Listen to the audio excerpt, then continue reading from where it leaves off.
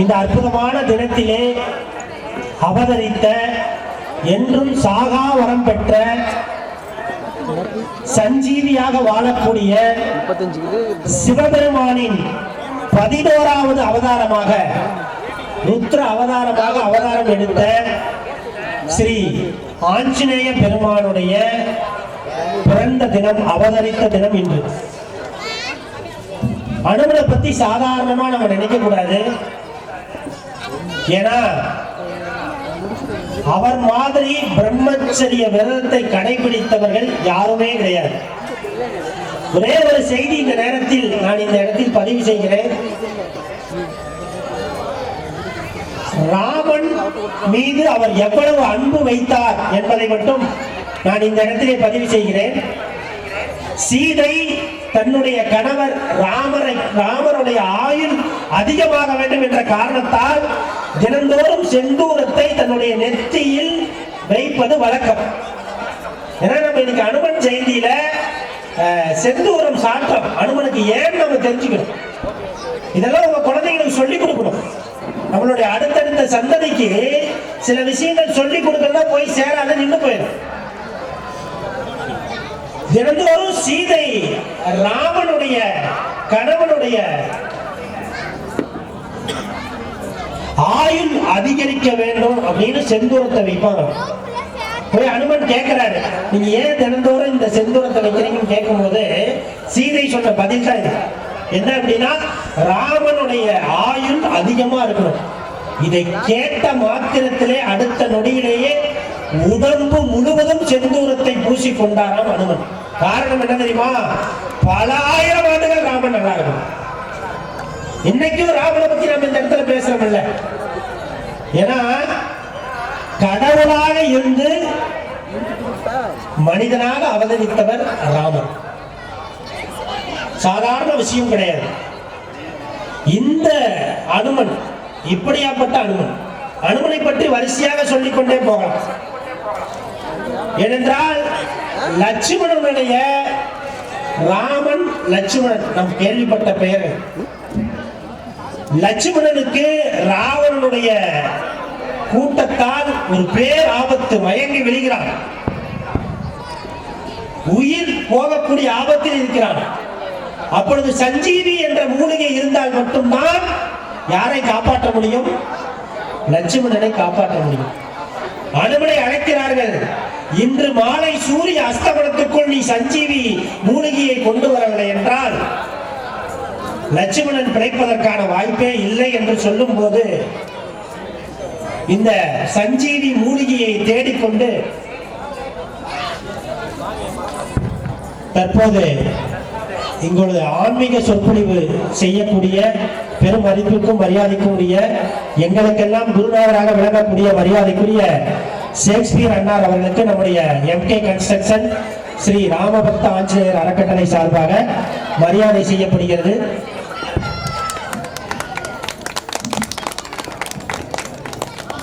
அடுத்தபடியாக திரைப்பட பாடலாசிரியர், மிக அற்புதமாக கவிதை எழுதக்கூடியவர், இந்த சிறு வயதில் இலக்கியங்களை ஆன்மீகத்தை அதிகம் படித்த சிவசங்கரன் அவர்களுக்கு தற்போது எம்கே கன்ஸ்ட்ரக்ஷன் ஸ்ரீ ராமபக்த ஆஞ்சநேயர் அறக்கட்டளை சார்பாக மரியாதை செய்யப்படுகிறது.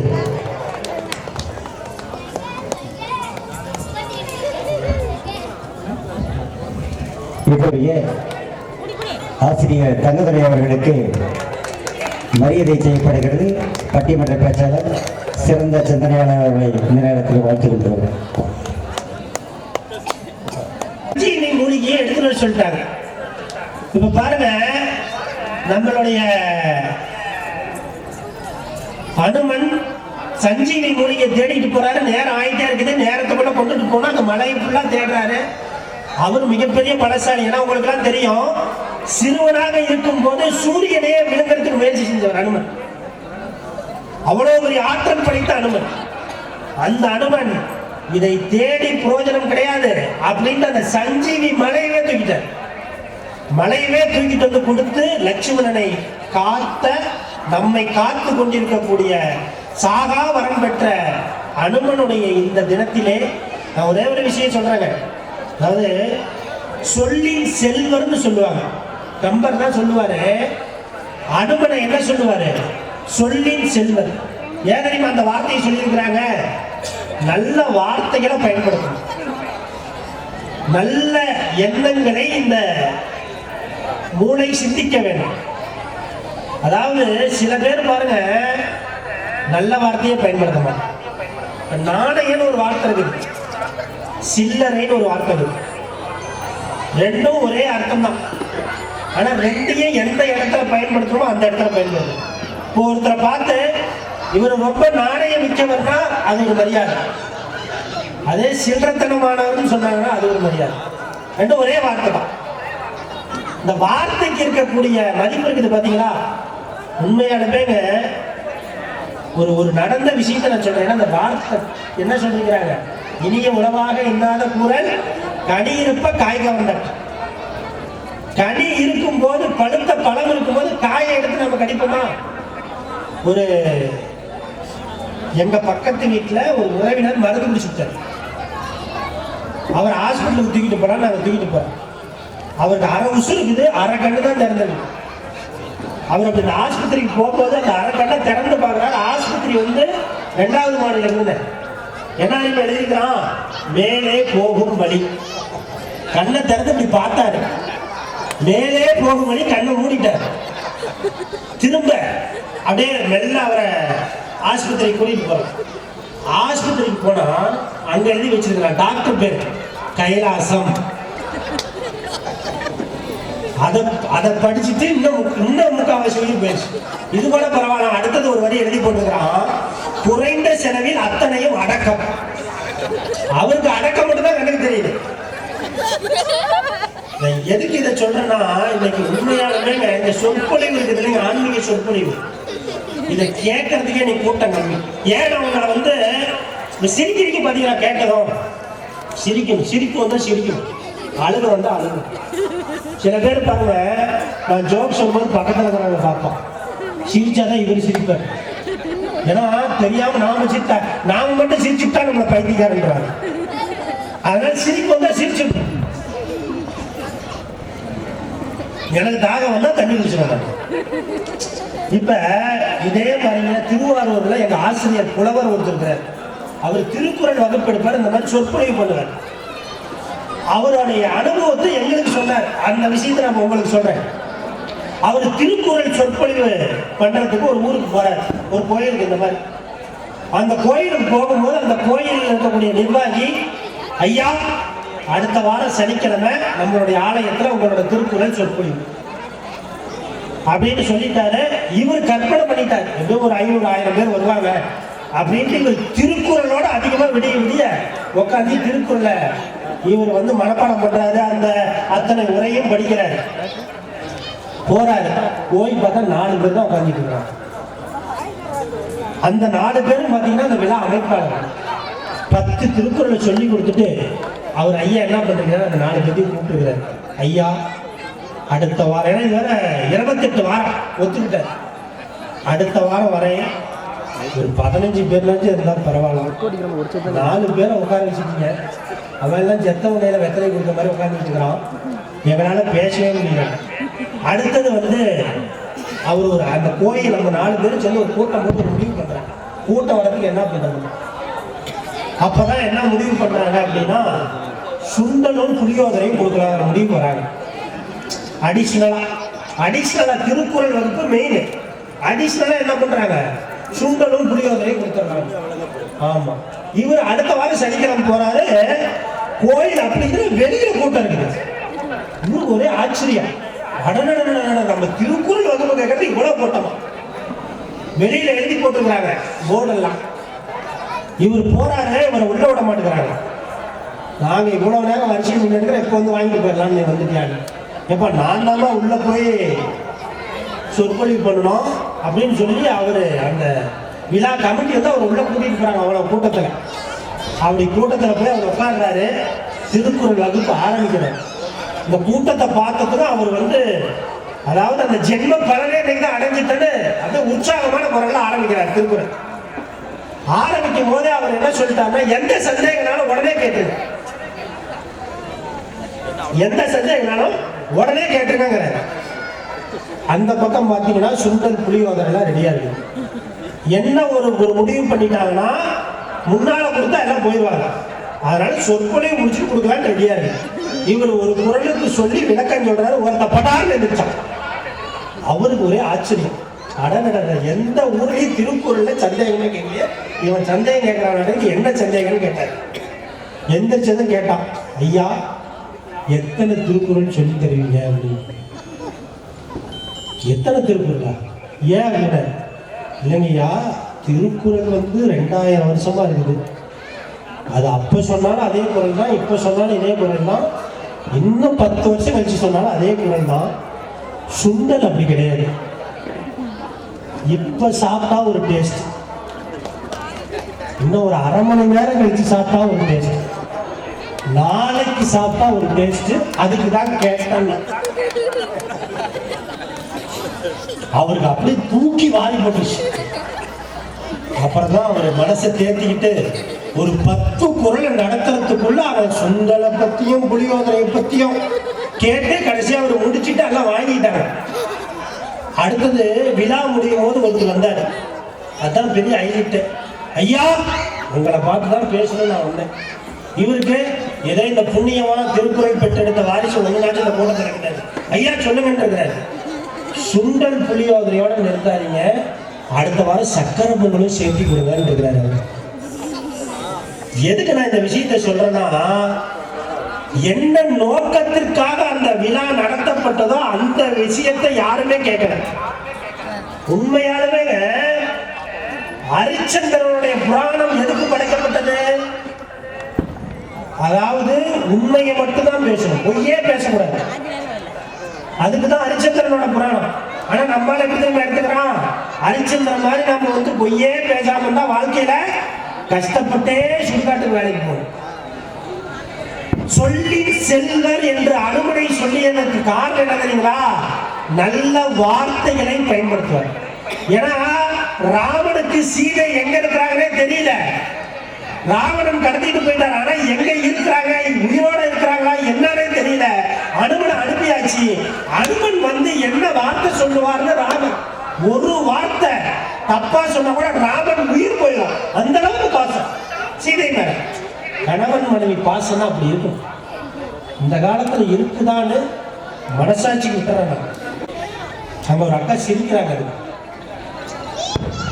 எதுக்கு நான் சொல்றேன்னா, அந்த அனுமனையே கம்பர் சொல்லி செல்வர்னு சொன்னார்னா வந்த அவர் சொன்ன முதல் வார்த்தை கண்டனன் சீதையை கற்பினும் கண்களால். அதாவது கண்டேன் சீதையை வார்த்தை தான் சொன்னார், வேற எந்த வார்த்தையும் சொன்னார். சில பேர் சொல்லுவான் பாருங்க, அதாவது இன்று என்ன விஷயம்னே சொல்ல மாட்டாங்க. அவன் சொல்றதுக்கு 1/2 மணி நேரம் ஆயிடும். ஆக அந்த சொல்லின் செல்வர் அனுமன் காட்டிய பாதை நல்ல சொற்களை நல்ல வார்த்தைகளை நம்முடைய குழந்தைகளுக்கு கற்றுக் கொடுக்கணும். இன்றைய தலைமுறைக்கு மகாபாரதம் சொல்லிக் கொடுக்கணுங்க. நாம சொல்லிக் கொடுக்குறோமா? மகாபாரதத்தை பாரதத்துடைய பெருமையை பற்றி நான் சொல்லிட்டா ஒரே ஒரு விஷயம் சொல்றேங்க. இப்ப இங்க இருக்கக்கூடிய பெரியவர்களுக்கெல்லாம் தியாகராஜ பாகவதம் தான் யாருன்னு தெரியும். ஒரு 70 வயசுக்கு மேல இருக்கிறவங்களுக்குலாம் இவருக்கு தெரியும், எனக்கு தெரியாது. ஏன்னா நமக்கெல்லாம் வயசு கம்மி, ஒரு வயசு அதிகம். இவர் ஆதாம் வியாபார காலத்துல அவருக்கு வயசு இளமையாவே கிடையாது. தியாகராஜ பாகவதம் யார் தெரியுங்களா? அவர் தான் தமிழ் சினிமாவோட முதல் சூப்பர் ஸ்டார். அவர் மாதிரி தான் எல்லாமே துணி போடுவான், அவர் மாதிரி தான் ஜட வைப்பான். ஆனா இன்னைக்கு இருக்கிற பையனை போய் தியாகராஜ பாகவதம் கேட்டா தெரியாது. என்ன காரணம்னா, அந்த சினிமாவில் அன்னைக்கு கொடி கட்டி பார்த்தாரு, இன்னைக்கு பேரே தெரியல. 100 வருஷம் தான் ஆகுது. அடுத்தது சிவாஜி, எம்ஜிஆர். இப்ப இருக்கிறவங்க ஒரு 50% தெரியும். அடுத்தது ரஜினி, கமல். இப்ப விஜய், அஜித், பேரே தெரியல, நிறைய பேர் வந்துட்டாங்க. எதுக்கு இந்த விஷயத்தை இந்த இடத்துல சொல்றேன்னா, 100 ஆண்டுகள்ல தமிழ் சினிமாவில் ஒவ்வொரு 20 ஆண்டுக்கும் ஒவ்வொரு கதாநாயகன் வராரு போறாரு. ஆனா மகாபாரதம் என்ற ஒரு பாரத காவியம் இதிகாசம் படைக்கப்பட்டு பல ஆயிரம் ஆண்டுகள் ஆச்சு. ஆனா பாரதத்தின் கதாநாயகனாக பாண்டவர்களும் கிருஷ்ண பரமாத்மாவும் இவர்கள் தான் நிஜ கதாநாயகர்கள். கைதட்டல் இதெல்லாம் உண்மையாக. எத்தனையோ கதாநாயகர்களுக்கு நம்ம கைத்தட்டுறோம், நிஜ கதாநாயகர்கள் கைத்தட்டுறோமா? நினைச்சு பாருங்க, இவங்க தான் நிஜ கதாநாயகர்கள். இன்னும் 2000 வருஷம் ஆனாலும் கம்பனையோ பாரதியோ வள்ளுவனையோ தெரியும். இன்னைக்கு இருக்கக்கூடிய இந்த நேற்று பெய்த மழையில் பளபளப்பாக இருக்கக்கூடிய காளான் போன்ற திரைப்பட நடிகர்கள் மறைந்து போவார். அதுலயும் ஒரு சில நல்ல நடிகர்கள்லாம் இருக்கிறாங்க, அவங்க எல்லாம் குறையலாம் சொல்ல. எதுக்கு இந்த விஷயத்தை நான் இந்த இடத்துல சொல்றேன் அப்படின்னா, பாரதத்தால என்ன சார் பயன் நீங்க கேட்கலாம். சார் பாரத மகாபாரதம் சொல்லி கொடுத்து என்ன பயன்? நான் ஒரே ஒரு விஷயம் சொல்றேன், ராமாயணத்தையும் மகாபாரதத்தையும் ஏன் இந்த சந்ததிக்கு சொல்லிக் கொடுக்கணும் அப்படின்னா, ஒழுக்கத்தையும், அதாவது ஒருவன் எப்படி வாழ வேண்டும் என்பது ராமாயணம், ஒருவன் எப்படி வாழக்கூடாது என்பது மகாபாரதம். மண்ணாசை மகாபாரதம், பெண்ணாசை ராமாயணம். ராமாயணத்துல கடவுள் ராமர், கடவுளுக்கு மனிதர்கள் பட்டாபிஷேகம் செய்வார்கள். மகாபாரதத்தில் தர்மன் மனிதன், கிருஷ்ண பரமாத்மா கடவுள், கடவுள் மனிதனுக்கு பட்டாபிஷேகம் செய்வார். எத்தனை பேருக்கு இந்த தகவலை நம் சந்ததிக்கு சொல்லிக் கொடுத்துருக்கோம். பாரதத்துல ஒரே ஒரு விஷயம் சொல்றேங்க, பீஷ்மர் மாதிரி ஒரு கதாபாத்திரம். நீங்க எத்தனை ஹாலிவுட் படம் பாகுபலி எடுக்கிறான், எத்தனையோ நீங்க படம் வருதுங்க, காந்தாராங்கிறான். ஆனா பீஷ்மர் மாதிரி ஒரு கதாபாத்திரம் இந்த உலகத்திலேயே சொல்றேங்க. இதெல்லாம் வந்து நான் ஏதோ போற போக்கில் உங்ககிட்ட பேசலாம். 5 மணி நேரம் கொடுத்தாலும் மகாபாரதத்தை பற்றி பேசலாம், 5 வருஷம் கொடுத்தாலும் பேசலாம். கேட்கறதுக்கு தான் நீங்க ஆள் வேணும். இப்படிதான் ஒருத்தர் ஆன்மீக சொற்பொழிவு பேசும்போது 10 பேர் தான் இருந்துருக்காங்க. ராமாயணம் பேசுறாரு, பகவத்கீதை பேசுறாரு, 10 பேர் தான் இருக்கிறாங்க. அவர் வருத்தப்பட்டு ஒருத்தர் போய் சொல்றாரு, நான் எப்படிங்க கீதை பேசிட்டோம், 10 பேர் தாங்க இருக்கிறாரு. அந்த பெரியவர் அவர்கிட்ட சொல்லுகிறாரு, உனக்குனாச்சும் 10 பேர் இருக்கிறாங்க, ஆனா கிருஷ்ண பரமாத்மா கீதையை சொல்லும் போது அர்ஜுனன் ஒருத்தர் தான் இருந்தாங்க. கடவுளே சொல்லும் போது ஒருத்தர் தான் கேட்டிருக்கிறாரு, உனக்கு 10 பேர் இருக்கிறாங்க, நீ புண்ணியமும் போன்றிருக்கிற. வாரியார் சாமிகள் சொல்ற மாதிரி வாரியார் அழகா சொல்லுவார், கிருபானந்த வாரியார். பேச்சுங்கிறது எப்படி தெரியுமா இருக்கணும்? பேச்சுங்கிறது இருக்கக்கூடிய பார்வையாளர்களை கட்டி போடணும். அப்படியே உள்டாவா சொல்லுவாரு, பார்வையாளர்கள் சேர்ந்து பேசுறதுக்கு அப்புறம் பேச்சாளரை கட்டி போடக்கூடாது. நீ இனிமேட்டு எங்கேயும் போய் பேசக்கூடாது, ஏன்னா அதுவும் நடக்கும். அதனால நல்ல வார்த்தைகளை, நல்ல சிந்தனைகளை, இறை சிந்தனைகளை, மகாபாரதத்தை இந்த சந்ததிக்கு நம்ம சொல்லிக் கொடுக்கணும். ஒண்ணு இல்லைங்க, மகாபாரதத்துல என்ன இருக்குது என்ன இல்லை அப்படின்னு சொன்னா அத்துணை இருக்குது. நான் சொல்லும் போது என்னுடைய மாணவன் ஒரு கேள்வி கேட்டான், மகாபாரதத்துல அறிவியல் இருக்குதா? இருக்குது. மகாபாரதத்துல உங்களுக்கு எல்லாம் தெரியும், பாண்டவர்கள் 5 பேர், கௌரவர்கள் 100 பேர். இந்த கௌரவர்கள் 100 பேர் எப்படி பிறந்தாங்க அப்படின்னு ஒரு அந்த பிளாஷ்பேக் எடுத்தோம்னு வச்சுக்காங்களே. அதாவது பாண்டுவுடைய மனைவி குந்தி, திருதராஷ்டிரனுடைய மனைவி காந்தாரி. உண்மையாலுமே சொல்றாங்க, மகாபாரதத்துல 964 கதாபாத்திரம். இந்த 964 கதாபாத்திரம் உள்ள ஒரே இதிகாசம் உலகத்திலே மகாபாரதம் தான். கிரேக்கத்தில் இருக்கக்கூடிய 2 நாவல், இலியட்டுங்கிற ஒரு நாவல் ஒன்று இருக்குது, ஒடிசின்னு ஒரு நாவல் நினைக்கிறேன். இதை 2ஐயும் சேர்த்து வச்சா கூட மகாபாரதம் நீடாகாது. அவ்வளவு பெரிய ஸ்லோகம், 10 லட்சம் ஸ்லோகம் இருக்கு. இந்த பாரதத்துல நான் இப்ப என்ன சொன்ன, பாரதத்துல முக்கியமா என்ன எதை பத்தி சொல்லுது? பீஷ்மரை பத்தியா சொன்ன இல்லைங்களே, அறிவியல். இந்த துரியோதனனுடைய பிறப்பு அதுதான் சொன்னேன். ஏன்னா அப்பப்ப மறந்து போயிருவேன், இந்த எதையோ போறோம்ல. இந்த பாண்டுக்கும் குந்திக்கும், திருதராஷ்டிரனுக்கும் காந்தாரிக்கும். குந்திக்கு முன்னால காந்தாரி வந்து கர்ப்பம் தெரிவித்தான். 20 மாசம் ஆச்சு குழந்தை பிறகு. ஆனா குந்தி 10 மாசம் குழந்தைய பெற்றெடுக்கிறான். யாரு? தருமன் பிறக்கிறான். இந்த தருமன் பிறக்கும் போது காந்தாரி என்ன பண்றா பாருங்க. யாரு? திருதராசன் தான் வீட்டுக்கு பெரியவன். அவனோட தம்பி தான் பாண்டு. பாண்டுவோட பொண்டாட்டி தான் யாரு? நான் கேள்வி கேட்ப கரெக்டா சொல்லணும். குந்தி. ஏன்னா எனக்கு மறந்து போயிடும் இல்ல. இப்ப இந்த குந்தி வந்து குழந்தைய பெற்றுட்டா காந்தாரி 20 மாசம் கர்ப்பம் தெரிஞ்சு பெக்கல. பாருங்க, இதெல்லாம் கிராமத்து பக்கமே இந்த பழமொழி இருக்கும். எடுத்துட்டு குழந்தைகள் எடுத்துட்டு குத்துறாங்க சொல்லுவாங்க நம்ம பக்கத்து வீட்டுல.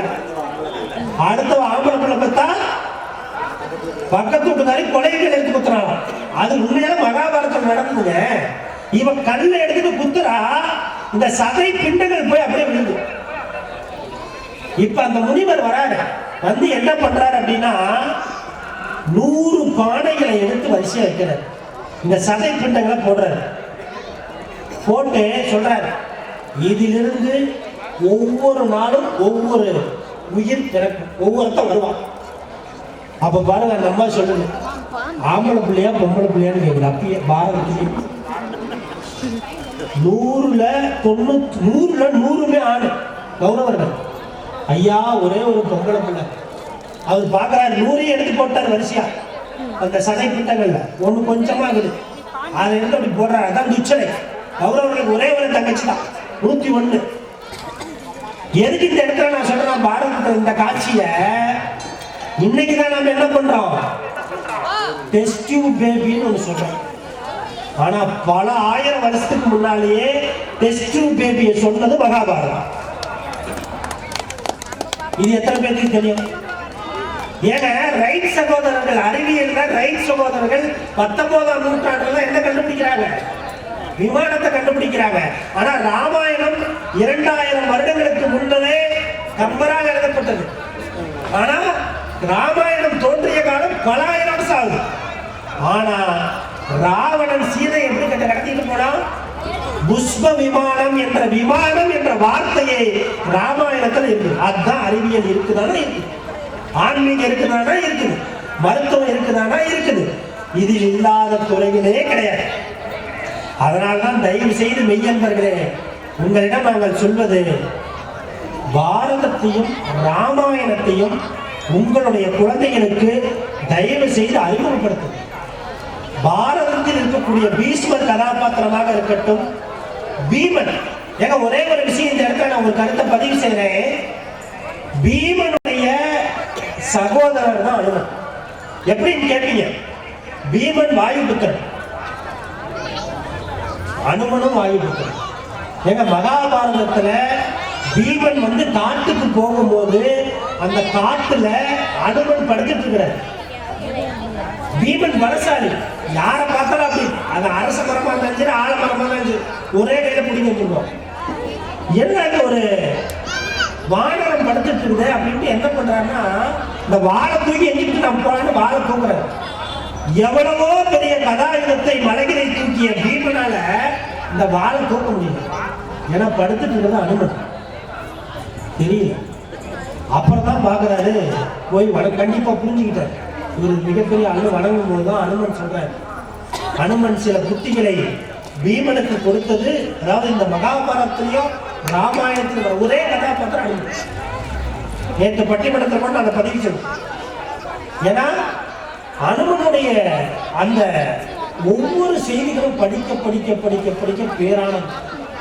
இறை சிந்தனை உங்களுக்கு உங்கள் குழந்தைகளுக்கு வந்தாலே, நான் தயவு செய்து நீங்க படிக்க வைக்கிறீங்க, மருத்துவர் ஆக்குறீங்க, பொறியாளர் ஆக்குறீங்க, இதெல்லாம் ஓகே. மனிதனா எப்ப ஆக்குவீங்க?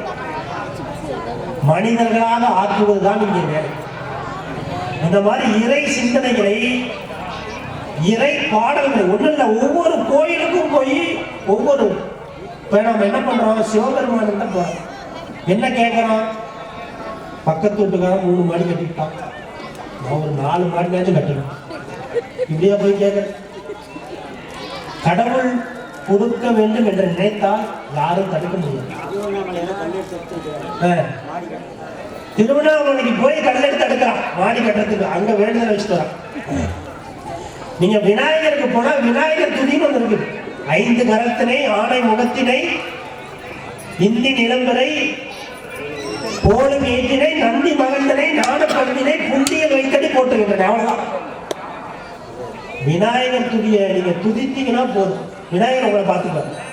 முருகன்கிட்ட போறீங்க, ஏறுமையில் ஏறி விளையாடு முகம் ஒன்று, ஈசனுடன் நாணமொழி பேசும் முகம் ஒன்று, கூறுபடை ஆடல்களை தீர்த்த முகம் ஒன்று, குன்றுரு வேட்பாங்கி நின்ற முகம் ஒன்று, மாறுபடும் சூழலை வளைத்த முகம் ஒன்று, வள்ளியை மனமுணர வந்த முகம் ஒன்று, 6 முகமான பொருள் நீ அருள வேண்டும், ஆதி அருணாச்சலமாய் அமர்ந்த பெருமானே என்று அருணகிரிநாதரின் வரிகளை வழங்குங்கள்.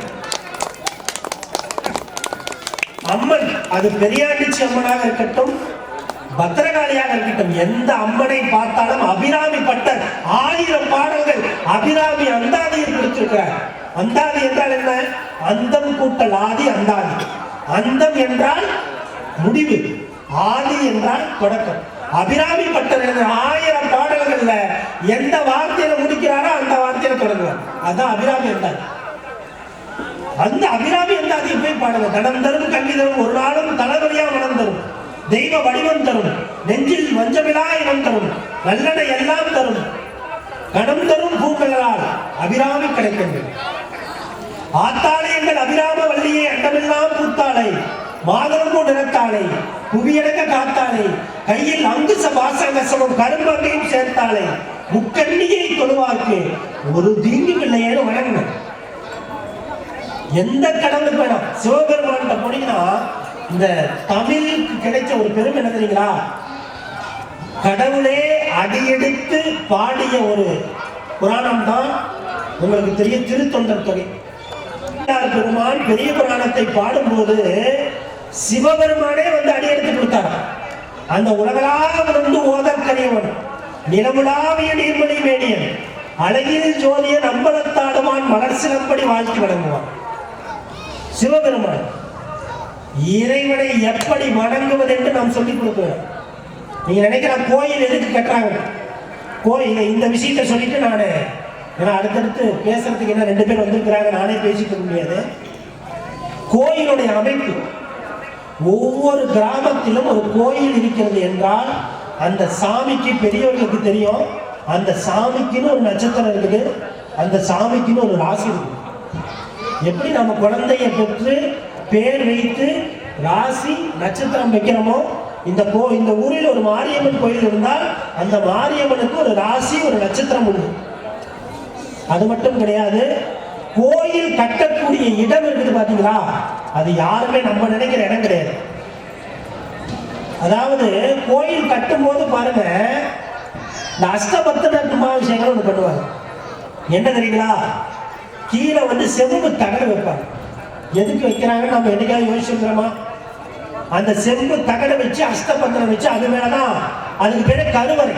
அங்க ஜன்னலே இருக்காது, லைட் இருக்காது. நீங்க இன்னைக்கு திருப்பதிக்கு போக கருவறையில லைட் கிடையாது, விளக்கு தான், ஜன்னல் கிடையாது.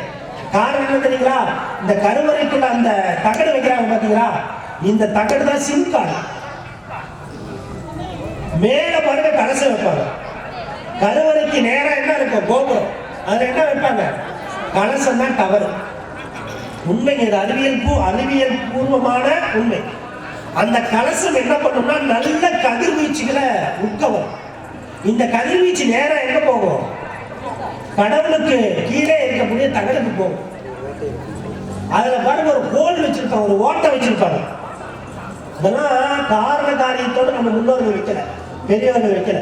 இந்த ஓட்டை வழியா வரக்கூடிய கதிர்வீச்சு, அதனாலதான் கோயிலுக்கு போனது சொல்லுவாங்க சட்டையை கலக்காம போனது. கருவறையில பாருங்க, எந்த பக்கமும் ஜன்னல் கிடையாது, எந்த பக்கமும் வழி கிடையாது.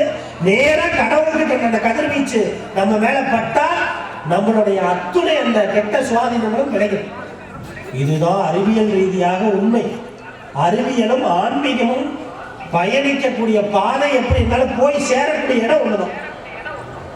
அதை தான் இங்கே நாங்கள் சொல்கிறோம்.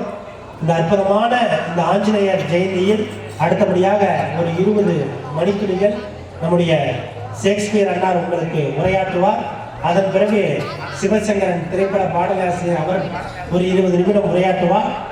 நீங்கள் தயவு செய்து இந்த சொற்பொழிவை கேட்க வேண்டும் என்று கேட்டுக்கொண்டு வாய்ப்பளித்த உங்களுக்கு விடைபெறுகிறேன். நன்றி, வணக்கம். நன்றி. சாப்பாட்டுக்கு அடுத்து ராமநாதன் தான் போகும். சரி சரி.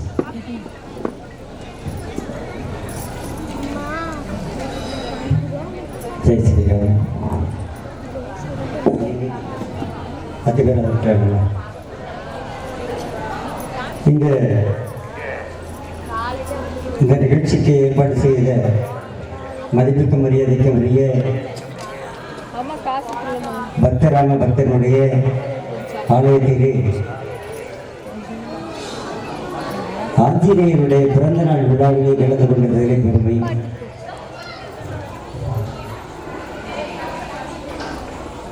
விழாதிரு என்று சொல்வார்கள். விழாதிரு என்றால் திருவிழா என்பதை தான் விழாதிரு. திருவிழாவை திருப்பி போட்டு பாருங்க, திருவிழா. அந்த விழாதிருன்னு போட்டால் மனித கீழே விழக்கூடாதுங்கிறது என்பதற்காகத்தான் அது திருவிழான்றே பெறுவது. கீழே விழுந்துடக்கூடாது, அதுக்காக தான் இந்த பல்வேறு நிகழ்வுகள். அந்த ஸ்ரீராமர் எங்க இருக்கிறார்? உன்னால் காட்ட முடியுமா? உடலிலே இருக்கிறாரா, உள்ளத்திலே இருக்கிறாரா, உயிரிலே இருக்கிறாரா, எங்கே கிடந்திருக்கிறார் ராமபிரான் என்று கேட்கும்போது அவர் சொல்லுகிறார், என் உள்ளத்திலே இருக்கிறார் என்று தன் நெஞ்சை பிளந்து காட்டுகிறார். மாரை கிழித்து காட்டியதனால் அதற்கு பேர் மார்கழி. அங்கே இருந்த ஸ்ரீராமனும் சீதையும் இருந்தார்கள். இந்த மாதத்துல ஒரு சிறப்பு இருக்குதுங்க. மொத்தம் 12 மாதம். மனிதனுக்கான மாதம் 12 மாதம். இதிலே 11 மாதம் மனிதனுக்குரியது. இந்த மார்கழி என்ற ஒரு மாதம் மட்டும் தெய்வத்திற்குரியது. இந்த 11 மாசம் மனுஷனுக்கு, இந்த ஒரு மாசம் மட்டும் தெய்வத்துக்கு அப்படின்னு நமக்கு எல்லாம் சந்தேகம் வரலாம். எப்படி என்றால், கடவுள் தேவர்களுக்கு என்று சில அறிகுறிகள் இருக்கிறது. கடவுள் கண்ணை மூட மாட்டாரு, கால் நிலத்துல படாது, அவர் கண்ணை வைக்க மாட்டாரு அப்படிங்கிறதெல்லாம் இருக்கும். அப்படி இருக்கக்கூடிய கடவுளர் விழித்துக் கொண்டே இருப்பார். அவரும் தூங்க வேண்டும் அல்லவா? அதுக்காக இந்த 11 மாசம் விழிச்சுட்டு இருந்துட்ட இந்த மார்கழி மாதத்திலே தான் இறைவனானவர் கண்ணை மூடுகிறார். அந்த மூற நேரத்தில் உலக உயிர்கள் எல்லாம் துன்பப்பட்டு விடக்கூடாது என்பதற்காக அந்த ஒரு மாதம் மட்டும்தான் ஒரு நாள் இறைவனுக்கு. அதற்காக தான் காலையிலே அந்த இறைவன் கண்ணை விழிக்க வேண்டும் என்பதற்காகத்தான் போற்றி என் வாழ்முதலாகிய பொருளை போற்றி அருளுக ஆதியாம் பாதமலர் போற்றி அருளுக அந்தமாம் செந்தெழில்கள் போற்றி எல்லாவிற்கும் போகமா பொற்பாதம் என்று திருவம்பாவையும் மார்கழி திங்கள் மதி நிறைந்த நன்னாளிலே நீராட போதுமேன் நேரிலேயே சீர்மல்கும் அப்படின்ற இறைவனை திருப்பாவையிலையும் ஆண்டாள் நாச்சியார் பாடியதும் மாணிக்க வாசகர் பாடிய பாடியை சொல்லி இறைவனை எழுப்புறோம். அந்த காலத்துல இப்படி 11 மாதங்களும் இறைவன் நமக்காக உழைத்து அந்த ஒரு நாள், அந்த ஒரு மாதம் என்று சொல்லக்கூடிய ஒரு நாளிலே இறைவன் கண்ணை மூடும் போது அவரை எழுப்ப வேண்டும் என்பதற்காகத்தான் பஜனைகள் எல்லாம் வந்தது, பாடல்கள் எல்லாம் வந்தது. அப்பதான் காலையில எந்திரிச்சவன பூபாட ராகத்துல பாடுவோம். போற்றி என்பாள் முதல் ஆகிய பொருளே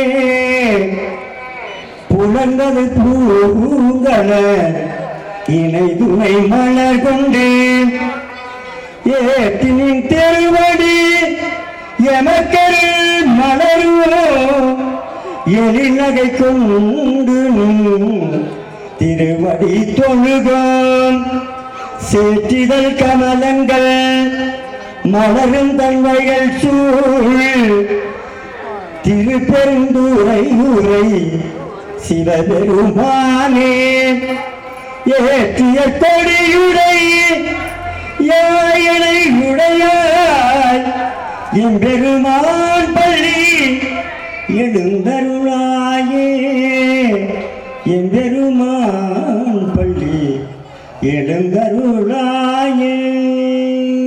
காலையில் எழுப்புறதுங்க. இப்படிப்பா ராகத்திலேயே பாடி தூங்க வைக்கலாங்க, பாடி எழுப்பலாங்க. நீலாம்பரின்னு ஒரு ராகம் இருக்குது. இந்த நேரத்தில் பாத்தீங்கன்னா இங்க இருக்கக்கூடிய 15 பேர் தூங்குறீங்க. இங்க இருக்கக்கூடிய 15 பேரும் நீலாம்பரி ராகத்தை பாடினா தூங்குவீங்க. சுகபந்தவராளின்னு ஒரு ராகம் இருக்குது. அது சோகத்துக்குரிய ராகம். அந்த பாட்டை கேட்டாவே அழுகத்து வந்துருங்க. சுகபந்தவராளி அப்படின்னு ஒரு ராகம். அந்த ராகத்தை கேட்டாவே கண்டிப்பா அழுகா வந்துடும். அந்த பாட்டெல்லாம் பாட வேண்டியது இல்லை. அந்த ராகம் நான் சொல்றேன் பாருங்க, அந்த ராகத்தை கேட்ட உடனே நம்மளுக்கு சோகம் வரும் ஆட்டோமேட்டிக்கா.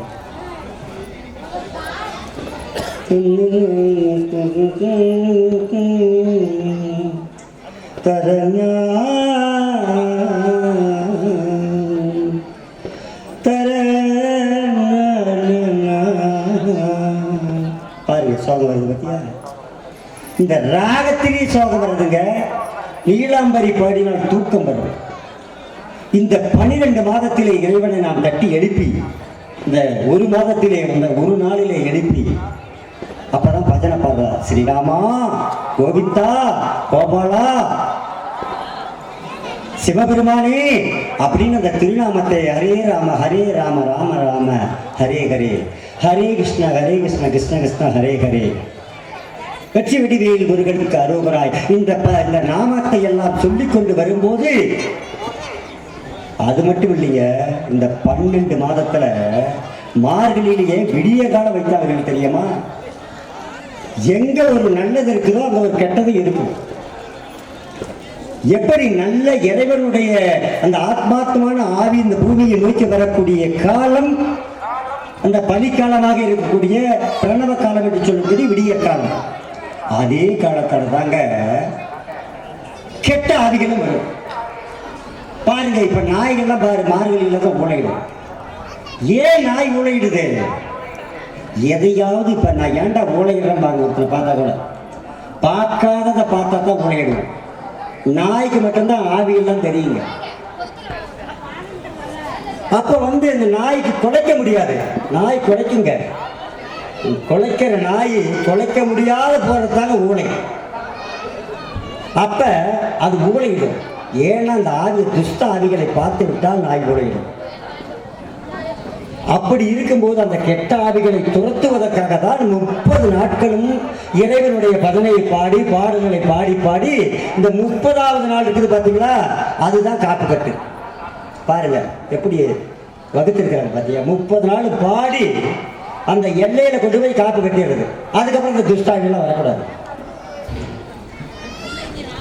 29 நாள் பாட்டு பாடி இந்த 30வது நாள் வேப்பந்தலை, ஆவாரம்பூவு, பூலாப்புன்னு சொல்லுவாங்களா. பூலாப்பு இல்லாது அது கல் கரைச்சின்னு பேர், அதுக்கு ஒரு பேரே உண்டு. அந்த பூலாப்பை எடுத்து வாயில போட்டுக்கிட்ட ஒரு கல்லை எடுத்து போட்டு கடைச்சிங்களா அந்த கல்லு நுணுங்கிடும். அவ்வளவு சக்தி வாய்ந்த அந்த மூலிகை. இதையெல்லாம் சேர்த்தி ஒரு பக்கம் காட்டினுடைய மூளையிடையும் வீட்டுக்கு முன்னாடியும் கட்டி இந்த துஷ்ட ஆவிகளிடம் நாங்கள் 1 மாதம் சொல்லி சொல்லி விலக்கி வச்சோம். அடுத்து வரக்கூடிய மார்கழி வரைக்கும் எந்த துஷ்டாவிகளும் நம்ம வீட்டுக்குள்ள நுழையக்கூடாதுங்கிறதுக்காக தான் காப்பு கட்டுதல்.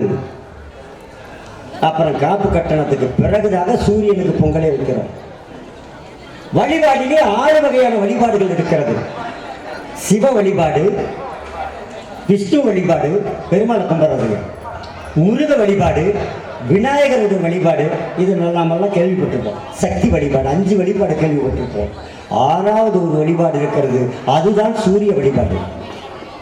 அதனால்தான் இந்த மாதங்களிலே தொடங்கி காப்பு கட்டிய பிறகு முதல் வழிபாடாக சூரிய வழிபாடு தொடங்குகிறோம். இந்த மார்கழி மாதத்தில் எவ்வளோ பெரிய விஷயம் இருக்கு பார்த்தீங்களா. அப்புறமே தான் தை பிறந்தால் வழி பிறக்கும்.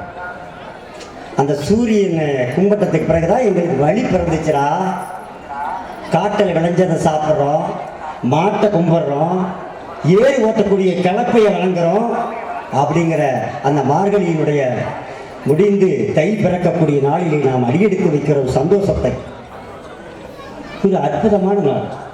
கடவுளை எல்லாருமே தேடுவோம். கடவுள் எங்க இருக்கிறான்னு எல்லாருக்கும் தெரியும். ஆனா இன்னைக்கு இருக்கக்கூடிய பக்தி கூட்டமான பக்தி. சந்தோஷமான பக்தி. ஆனால் அது கடவுளை தேடுவதற்கான பக்தி இல்லை. பக்தியிலேயே 5 வகையான பக்தி இருக்கு. நான் சொல்றேன் கேளுங்க. பக்தியில் போய் உட்காந்துட்டு இருக்கிறீங்களா, அது ஒரு பக்தி. பக்தியில 5 வகையான பக்தி இருக்குங்க. போன உடனே ஆண்டவா, ஈஸ்வரா, பெருமாள், மாரியாத்தா, சிவபெருமானே, விநாயகர் பெருமானே என்னை காப்பாத்துன்னு கும்பிட்றது முத பக்தி. இதான் எல்கேஜி. இப்போ படிக்க போனால் ஆண்டவா நான் நல்லா இருக்கணும், எங்கள் குடும்பம் நல்லா இருக்கணும், எங்கள் அப்பா அம்மா நல்லா இருக்கணும், நான் நல்லா படிப்பு ஏறணும், நான் மட்டும் பாஸ் பண்ணணும், பக்கத்தில் இருக்கிற மாதிரி சுப்பிரமணியம் அவன் வெயில் ஆகணும் அப்படின்னு கும்பிட்டு வரதெல்லாம் இது முத பக்தி, எல்கேஜி. இது 2வது பக்தி இருக்குது பார்த்தீங்களா. அடுத்த ஸ்டேஜுக்கு எங்கே போகிறோம் தெரியுமா? 2வது போன உடனே பாட்டு பாடி விழிக்கே அருளுண்டே அபிராமவள்ளிக்கு வேதம் சொன்ன வழிக்கே வழிபடனுண்டே அவ்வழிக்கே கிடந்து பழிக்கே சுழந்து என் பாவங்களே செய்து பாழக குளிக்கே அழுந்தும் கயவதமோடு என்ன கூட்டியினியே. அபிராமி இருந்தாரு. இந்த பாட்டில் தான் அம்மனுடைய நட்சத்திர வானத்திலே விழுந்து அங்கே முழு நிலவு தோன்றுகிறது. அங்க அந்த பாட்டு தான் அபிராமி பற்ற பாடின பாட்டு. இப்படி 2வது ஸ்டேஜ் பாடி கும்பிடுறது. 3வது ஸ்டேஜ் என்ன தெரியுமா? போய கோயில் நின்று இது பாடுறது. 3வது பார்க்கும் இடமெங்கும் நீக்கவன் நிறைந்திருக்கும் பரிபூரணமே. கடவுள் எங்கே இருக்கிறார் என்று பிரகலநாதன் கேட்ட போது இறைவன் தூணிலும் இருப்பான், துளும்பிலும் இருப்பான், காற்றிலும் இருப்பான், மேட்டிலும் இருப்பான், உள்ளிலும் இருப்பான், சொல்லிலும் இருப்பான் என்று சொன்னதை போல இறைவன் எங்க இருக்கிறார்? எங்க பார்த்தாலும் அங்க பார்க்கிறாங்க. மணி ஒழிக்குது, காக்கை சிறைகளிலே நந்தலாளா, நின்றன் பரியலிடம் தோன்றுதடா நந்தலாளா, கேட்கும் மொழிகள் எல்லாம் நந்தலாளா, நின்றன் கீதம் இசைக்குதடா நந்தலாளா, தீக்குள் விரலை வைத்தால் நந்தலாளா, நின்னை தீண்டும் இன்பம் தோன்றுதடா நந்தலாளா. பாரதி பாடி. பாரதியை போல ஒரு மிகப்பெரிய சிந்தனைவாத இந்த உலகத்திலே தேடனாலும் கண்டுபிடிக்க முடியாது. நாட்டுப்பற்றா ஒரு பக்கம் எடுத்து வச்சுக்கலாம், வீட்டு பற்றா ஒரு பக்கம் வச்சுக்கலாம், காதலா ஒரு பக்கம் வச்சுக்கலாம். ஆன்மீகமா பாரதியை போய் தொடாத எந்த ஆன்மீகம் இருக்காது. மோகத்தை கொன்று விடு, அல்லது என் மூச்சை நிறுத்து விடு. என்ன வரியா, என்ன வரி! பாரதியுடைய பேராண்டி முந்தானத்தை பார்த்த யூடியூப்ல பேசுறான். உங்க தாத்தா பாடிய கொள்ளு பேர சொல்றான், உங்க தாத்தா பாடிய பாட்டிலே உனக்கு பிடிச்ச பாட்டு வரி எதுன்னு கேட்கிறா. அவர் சொல்றாரு, மோகத்தை கொண்டு விடு, அல்லது என் மூச்சை நிறுத்தி விடு. சக்தி கிட்ட போய் நாம என்ன கேட்போம்? அப்படி வாழணும், இப்படி வாழணும். அவர் பாரதி கேட்டாரு, காணி நிலம் வேண்டும் பராசக்தி, காணி நிலம் வேண்டும், அந்த காணி நிலத்திலேயே ஒரு மாளிகை கட்டித்தர வேண்டும்,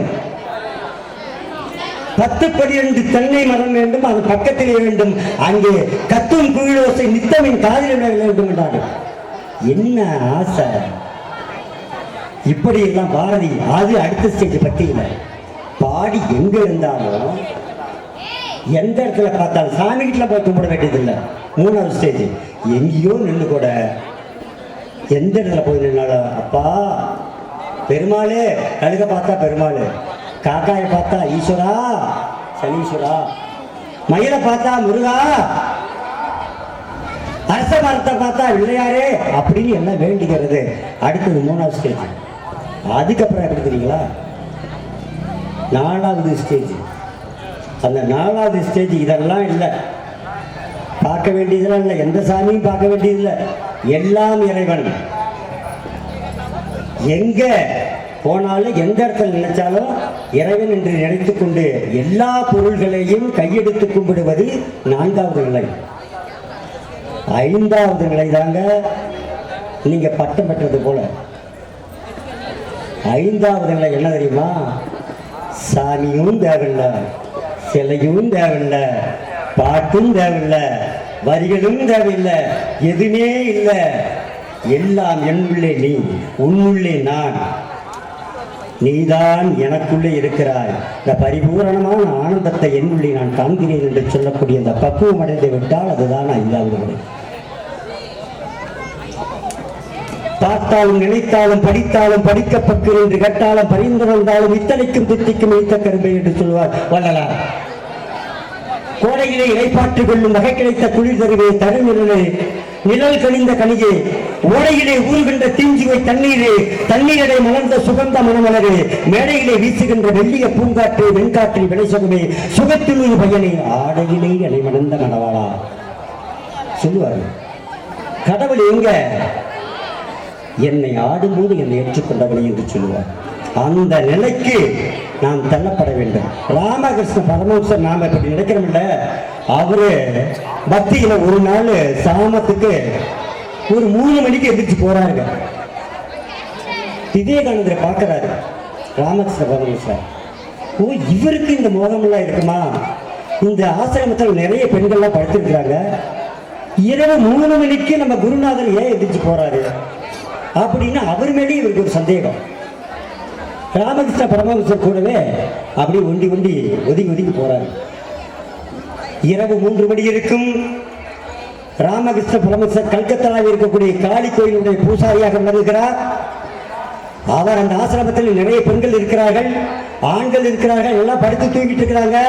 ராமகிருஷ்ண பரமஹம்சர் மட்டும் எழுந்து போகிறார். பார்த்த உடனே விவேகானந்தருக்கு சந்தேகம் வருது, நமது குருநாதரும் இப்படிதான் இருப்பாரோ, இவருக்கு ஏதாவது கள்ள உறவு இருக்குமோ, யாராவது பெண்களை பார்க்க போவாரோ அப்படி என்று நினைத்துக் கொண்டு அப்படியே ராமகிருஷ்ண பரமஹம்சரை இவர் ஃபாலோ செய்கிறார். பின்னாடி போகிறார். 3 மணி அளவிலே காளி கோயிலில் இருக்கக்கூடிய காளியிடம் செல்லுகிறார் ராமகிருஷ்ண பரமஹம்சர். சென்ற உடனே அம்மா, தாயே, காளி அப்படி என்று உருகுகிறார். விவேகானந்தர், என்னையா பக்தி, நேரம் இல்லையா, காலம் இல்லையா, சாமி கும்பிட்றதுக்கு? அம்மா அம்மா, உன்னை பார்க்க வேண்டும் என்று நினைத்ததே என் மனம் தோன்றுகிறது, அதனால் உன்னை பார்க்க வந்தேன் அம்மா. விடிகால 3 மணிக்குங்க, தூங்கல. தந்தது உந்தனை கொண்டது என்கனை சங்கரா யார்களோ சகரர் அப்படிம்பாரு மாணிக்க வாசகர். அதை போலவே என்னை எடுத்துக்கொண்டு உன்னை கொடுத்தால் யாரு ஜெயிச்சது? அந்த ஒன்றில் ஆனந்தம் பெற்றேன், யாது பெற்றது ஒன்று என்பாள் நீ. உன்னால நான் சந்தோஷம் அடைஞ்சேன், என்னால நீ என்னையா எடுத்துக்கிட்ட அப்படின்னு மாணிக்க வாசகர் கேட்டதை போல அவர் போய் அப்படி உருகுகிறார் அம்மனை பார்த்து. அதுதான் உண்மையான பக்தி. அப்பதான் பார்க்கிறாரு விவேகானந்தர், ஐயோ நம்ம எவ்வளவு மோசமாக நம்ம குருநாதரை நினைத்து விட்டோம், என்னையா பக்தி. அப்படி பார்த்த உடனே அந்த உள்ளம் உருகிவிட வேண்டும். மாணிக்க வாசகர் ஒரு இடத்துல சொல்லுவார் கதை, ஆற்றகில்லின் அரசை அவனிதளத்தை புலனாய சேற்றில் எழுந்தா சிந்தை செய்து சிவனின் பெருமான் என்று ஏற்றி ஊற்று மணல் போல் நெக்குள்ளே உருகி ஓலமிட்டு போட்டி நிற்பது என்று கொள்ளும் என் பொல்லாமணியை குழந்தை புணர்ச்சி பட்டுங்கிற ஒரு பத்திரம் சொல்லுவார்கள். புலருதல்னா இன்னொரு வண்டு வண்டோடு சேருவது, காக்கை காக்கையோடு சேருவது, குருவி குருவியோடு சேருவது, இதுதான் புணருதல் என்று பேரு. ஆனால் மாணிக்க வாசகர் கடவுளை புணருகிறார். நினைச்சு பாருங்க, ஓலமிட்டு ஆற்றகில்லின் அரசே தாங்க முடியாத ஐயா அப்படின்னு சொல்றாரு. ஆற்றன முடியாத துன்பம், ஆற்றகில்லின் அரசே என்னால தாங்க முடியாது. அவனி தனத்தை சேற்றில் இருந்தா சிந்தை செய்து சிவரும் பெரும்பான் என்று ஏற்றி ஊற்று மணல் போல் நெக்குள்ளே உருகி ஓலமிட்டு, அழுது என்று சொல்லவில்லை, ஓலமிட்டு அப்படியே ஐயோ ஆண்டவா அப்படிங்கிறது, இதுதான் ஓலமிடுதல். ஊழையிடுது நாய், மனுஷன் ஓலமிடுறது. ஐயோ என்ன நிலை தெரிவாரி, நாம செய்யறதுன்னே தெரியாத நாம என்ன செய்ய போறோம், நம் வாய் என்ன செய்யுது, கண் என்ன செய்யுது, எதை பார்க்குது, உடம்பு என்ன செய்யுது, நிலை தடுமாறி வெய்தான் அரும்பி விதிர்விதிர்த்துன்னு சொல்லுவார தாய்மானவர். அதை போல உண்மையை தெரியாத ஓலமிட்டு போட்டி நிற்பது என்று கொள்ளும் என் பொல்லாமணியை பிறந்தே என்று சொல்லுவார் மாணிக்க வாசகர்.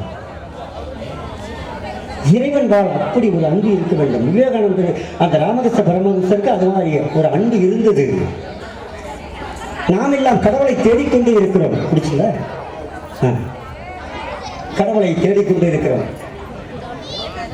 எங்க இருக்கிறாரு? யாருக்கு தெரியும்? யார் பார்த்து உண்டா?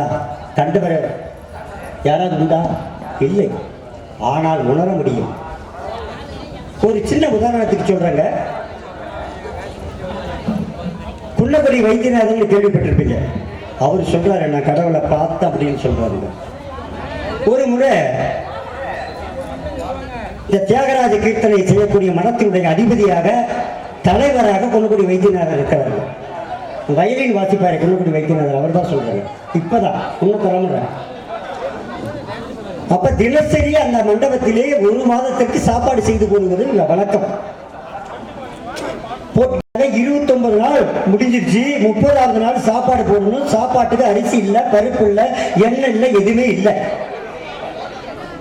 அப்ப யார எப்படியாவது சாப்பாடு போட்டாவிடுமே என்று நினைக்கிறார். அங்கே இருக்கக்கூடிய குளத்திலே போய் தண்ணி ஊற்றிட்டு இருக்கிறார். அப்ப அவர் அறியாதவே அழுறாரு.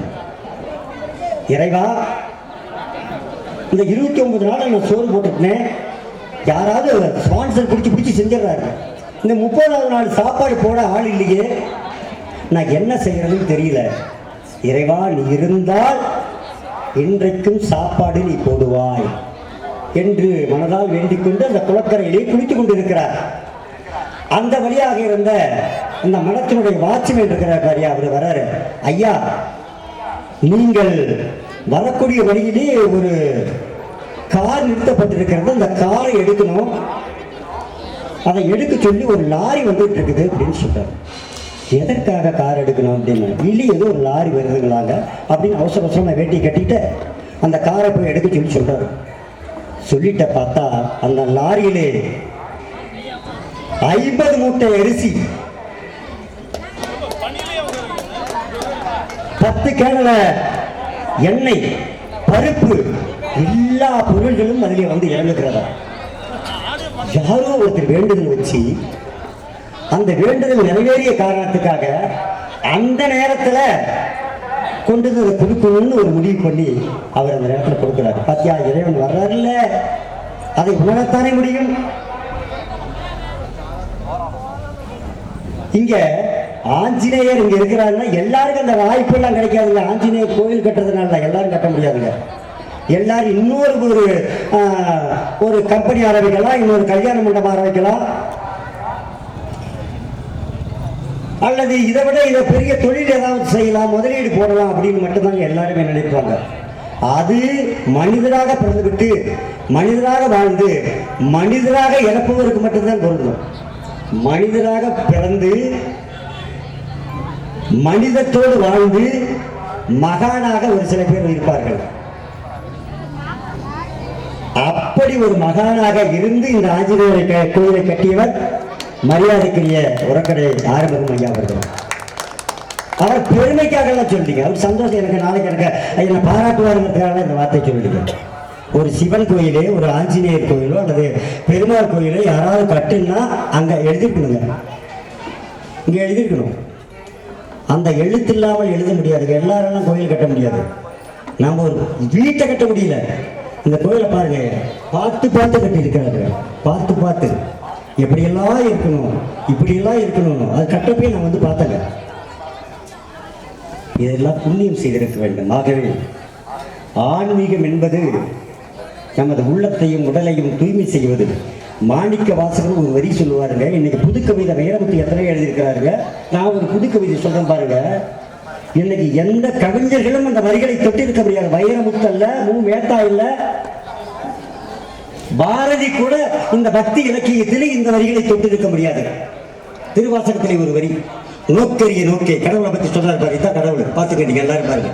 நோக்கரிய நோக்கே, நுணுக்கரிய நுண்ணுணர்வை, போக்கும் வரவும் புலரும் இல்லா புண்ணியனை, காக்கும் என் காவலனை, காண்பிய பேரொழியே, ஆற்றின்ற வெள்ளவே அத்தா மிக்கா என்ற அங்க இங்க எல்லாம் ஒண்ணுமே இல்லாதது நீதான், பெருசு நீதான். அத்தா மிக்கா என்ற தோற்ற சுடரொளியாய் சொல்லாத நுண்ணுணர்வாய், சொல்ல முடியாது பார்த்தத மாற்றமா வையகத்தின் இந்த உலகத்துல வெவ்வேறே வந்தறிவாய், எல்லாம் நீதான்.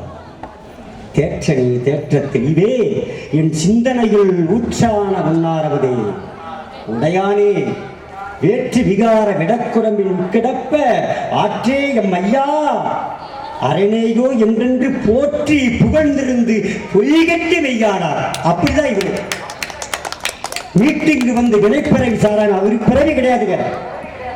இந்த ஒரு கோயில் கட்டி விட்டதுனால அவருக்கு பிறவி கிடையாது.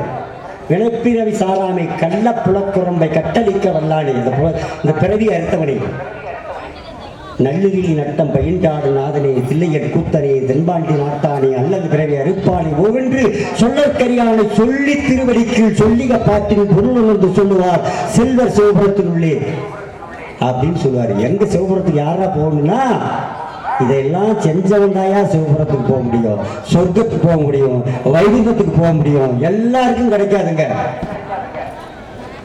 அப்படி ஒரு புண்ணியம் செய்திருந்ததனால்தான் இந்த கோயில் கட்டப்பட்டிருக்கிறது. அந்த புண்ணியம் செய்ததனால்தான் இப்படி ஒரு விழா எடுக்கப்படுகிறது. அந்த புண்ணியம் செய்ததனால்தான் அந்த புண்ணியத்தினை பங்கேற்க எங்களுக்கு ஒரு வாய்ப்பு கிடைத்திருக்கிறது என்று சொல்லிக்கொண்டு வாய்ப்புக்கு நன்றி கூறி விடைபெறுகிறேன். நன்றி, வணக்கம். ஷேக்ஸ்பியர் அண்ணா அவர்களுக்கு நன்றி. ஏன்னா நாங்களாம் இன்னைக்கு இந்த மேடையில் மைக்கை பிடிச்சி பேசுகிறோம்னா அதுக்கு இவர் தான் காரணம். எதுக்கு அதை சொல்கிறோம் அப்படின்னா, நாங்கள்லாம் சின்ன பசங்களாக, இப்போ நானே சிவாலாம் சின்ன பசங்களாக இருக்கும்போது இவரை நாங்கள் பார்க்கும்போது தெய்வமாக பார்த்தோம். என்ன காரணம் அப்படின்னா, அமரகுந்திங்கிற ஒரு ஊரில் சொக்கநாதர் கோயில் நாங்கள் டியூஷன் படித்தோம். இவர் எங்களுக்கு டியூஷன் ஆசிரியர். டியூஷன் படிக்கும்போது அந்த கோயிலில் உள்ளே போக முடியாது. அங்கே என்ன இருக்குன்னா பாம்பு இருக்கும்பாங்க, புதார் இருக்கும்பாங்க. அண்ணன்லாம் இப்போ வந்து இளைஞராக இருந்த காலகட்டத்தில் ஒரு 10 பேர் சேர்ந்து அந்த கோயிலில் என்ன பண்ணுறாங்க, அந்த புல்லு பூண்டெல்லாம், ஏன்னா அந்த கோயிலில் என்ன நடக்குது, சீட்டாடுவாங்க. அங்கே வந்து என்னென்னலாம் நடக்கக்கூடாதோ அதெல்லாம் நடக்கும். அப்படி நடந்த இடம். இவர் என்ன பண்ணுறாரு அப்படின்னா, இவர் கூட இருக்கக்கூடிய ஒரு 10 இளைஞர்களை ஒன்று கூட்டி அந்த கோயில்லாம் சுத்தம் பண்ணுறாங்க. சுத்தம் பண்ணுறதோட மட்டும் இல்லைங்க, இந்த டியூஷன் படிக்கிற பசங்கள்லாம் உண்மையாலுமே இன்னைக்கு வந்து சொக்கநாதர் கோயிலை பார்த்தீங்கன்னா பிரதோஷம் அன்னைக்கு அமரகுந்தி அந்த கிரவுண்டை இடம் பிடிக்க மாட்டேங்குது, அவ்வளோ கூட்டம். ஆனால் எங்களுக்கு நல்லா ஞாபகம் இருக்குது, நாங்கள் சின்ன பசங்களாக இருக்கும்போது அண்ணன் வந்து எங்களுக்கு பாட்டு சொல்லி கொடுப்பாரு. அதாவது எல்லா பாட்டுமே, இப்போ நாங்கள் மேடையில் பேசக்கூடிய அத்தனை பாடல்களும் அவர் சொன்னது தான். அதாவது பொன்னார் மேனியனே, அந்த பாட்டு எனக்கு அர்த்தம் சொல்லி கொடுத்தாரு. என்ன ஞாபகம் இருக்கு, புலி தோலை அரக்கசைத்து, அந்த பாடல் மட்டும் கிடையாது, சொந்தமா பாட்டு பாடுவார். எனக்கு ஒரு பாட்டு ஞாபகம் வருது, அப்பப்பா அப்பப்பா அண்ணாமலை உன்னை எண்ணாமலே என் வாழ்வே இல்லை. அவர் சொந்த பாட்டு, நான் 3வது படிக்கும்போது சொல்லி கொடுத்த பாட்டு. தப்பப்பா நானும் செஞ்சதப்பா, தாயப்பா நீயப்பா சேயப்பான்னு ஒரு பாட்டு. அந்த பாட்டு இன்னும் எங்க மனசுல இருக்கு. எதுக்கு இதை நான் சொல்றேன்னா, அந்த ஆலயத்தை எல்லாம் சுத்தம் பண்ணி அதுக்கப்புறம் அங்க ஒரு கும்பாபிஷேகத்தை பிரம்மாண்டமா நடத்தி எல்லாருக்கும், இன்னைக்கு நீங்க அமரகுந்தி ஆலயத்துல வந்து பாத்தீங்கன்னா 200 பேர். இப்ப அவர் சிவபுராணம் பாடினார், உங்களுக்கு அதுக்கான வரிகள் அர்த்தம் தெரியல. அவங்க பாட நாங்க 2 பேரும் பாடினோம். காரணம் என்னன்னா, அன்னைக்கு அந்த சின்ன பசங்களா இருக்கும்போது அன்னைக்கு பிரசாதம் என்னன்னா வில்வ இலை, அந்த வில்வ மரம் இருக்கும், வில்வ இலை, பால், பச்சரிசி, அவ்வளவுதான் அந்த பிரதோஷத்துல கொடுக்கக்கூடிய பிரசாதம். அப்படி பாடல்கள் எங்களுக்கு எல்லாம் வந்து இந்த சிவபுராணம்லாம் அன்னைக்கு வந்து டியூஷன் பசங்க சிவராத்திரிக்கு விரதம் இருக்கணும். அதெல்லாம் வந்து பார்த்தீங்கன்னா சிவராத்திரி விரதம்னா சாதாரண விரதம் கிடையாது. ஒரு நாள் ஃபுல்லாக சாப்பிடக்கூடாது, நைட்டு ஃபுல்லாக முடிச்சிருக்கணும். அடுத்த நாள் காலை அந்த விரதங்கள் நாங்கள் எப்போ 3வது படிக்கும் போது இருந்து 12வது படிக்க கம்பல்சரி இருக்குன்னா அடி விடுவோம். யாரெல்லாம் விரதத்துக்கு வரலன்னா அடி விடுவோம். என்ன காரணம்னா அப்படி பக்குவப்படுத்தினாங்க. ஒழுக்கமா வாழ்க்கைனா இப்படித்தான். இப்போ நாங்கள் அந்த பெரிய சிவபுராணம் பாடினார் இல்லைங்களா, இந்த பாடல் அன்னைக்கு ஒரு டியூஷன் பிள்ளைங்க மட்டும் பாடினது. இன்னைக்கு நீங்க அந்த ஆலயத்துக்கு உங்களுக்கு நேரம் இருந்தால் பிரதோஷத்துக்கும் அல்லது பௌர்ணமி அமாவாசை தினம், வியாழக்கிழமை கண்டா குரு பூஜை அல்லது தேய்பிரை அஷ்டமியில வரக்கூடிய காலபைரவ பூஜை, என்னைக்கு வேணா வாங்க. சஷ்டி, கிருத்திகை, முருகனுக்கு பூஜை, 500 பேர் உள்ள இருப்பாங்க. 500 பேரும் பாடுவாங்க. ஒருத்தர் வாய் கூட சும்மா இருக்காது. மாணிக்க வாசகர் அருளிய, அப்பர் சுந்தரர் அருளிய அத்துணை பாடல்களும் ஒரே மாதிரியான கூட்டு பிரார்த்தனை பண்ணணும் விதை போட்டவர் இவர் மாதிரி ஆளுங்க. எதுக்கு இதை நான் இந்த இடத்துல பதிவு செய்யறேன்னா, அப்படி அந்த கோயில்ல பணி செஞ்சாங்க பாத்தீங்களா, அப்ப இவர் அந்த வனத்துறையில ஒரு சிறிய பதவிக்கு தான் போனார். ஆனா ரிட்டையர் ஆகும் போது நம்ம இன்ஸ்பெக்டர்னு சொல்றோம்ல காவல்துறையில, ரேஞ்சர் அளவுக்கு போய் ரிட்டையர் ஆனார் வனத்துறையில. சாதாரண அவர் யூனிஃபார்ம் சர்வீஸ். இந்த யூனிஃபார்ம் சர்வீஸ்ல என்ன தெரியுங்களா, நான் அவரை பத்தி புகழ்றேன்னு தயவு செஞ்சு நினைக்காதீங்க. நான் ஆலயத்துக்கு முன்னால் இருந்து ஒரு தனி மனிதனோட புகழ்ச்சியை பேசுறேன்னு, எனக்கு இதுதான் வாய்ப்பு, இதுதான் நேரம், மற்ற இடத்துல நான் சொல்ல முடியாது. அவர் அமரவந்தியில என்ன செஞ்சிருக்கிறாருங்கிறத ஒரு நிமிடத்துல அல்லது 3 நிமிடத்துல சொல்லிடுறேன். காந்தி இளைஞர் நற்பணி மன்றம் ஒரு இளைஞர் ஆன்மீக அந்த பக்கம் இந்த பக்கம் காந்தி இளைஞர் நற்பணி மன்றம் ஆரம்பிச்சு என்ன தெரியுமா பண்ணாங்க, ஊரில் இருக்கக்கூடிய சாக்கடை அகனாங்க 10 பேர் சாக்கடையை சுத்தம் செஞ்சாங்க.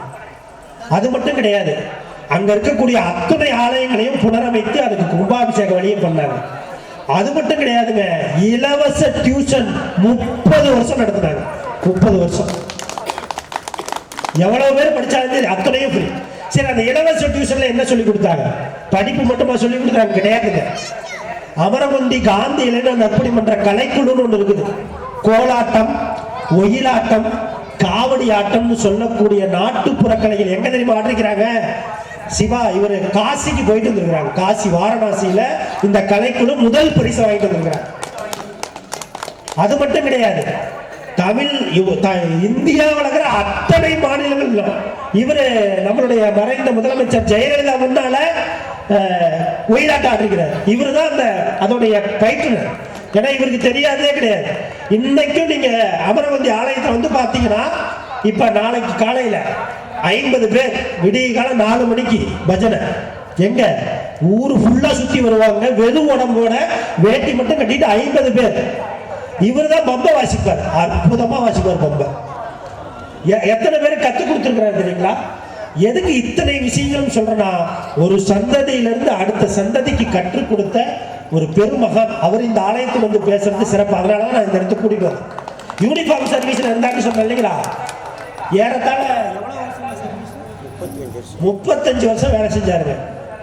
இவரோட ஆபீஸுக்கு நான் போயிருக்கிறேன். நம்ம சோனாசன் ஸ்கூல்ல கூட ஒரு 500 செடி கொடுத்து வச்சிருக்கிறேன்.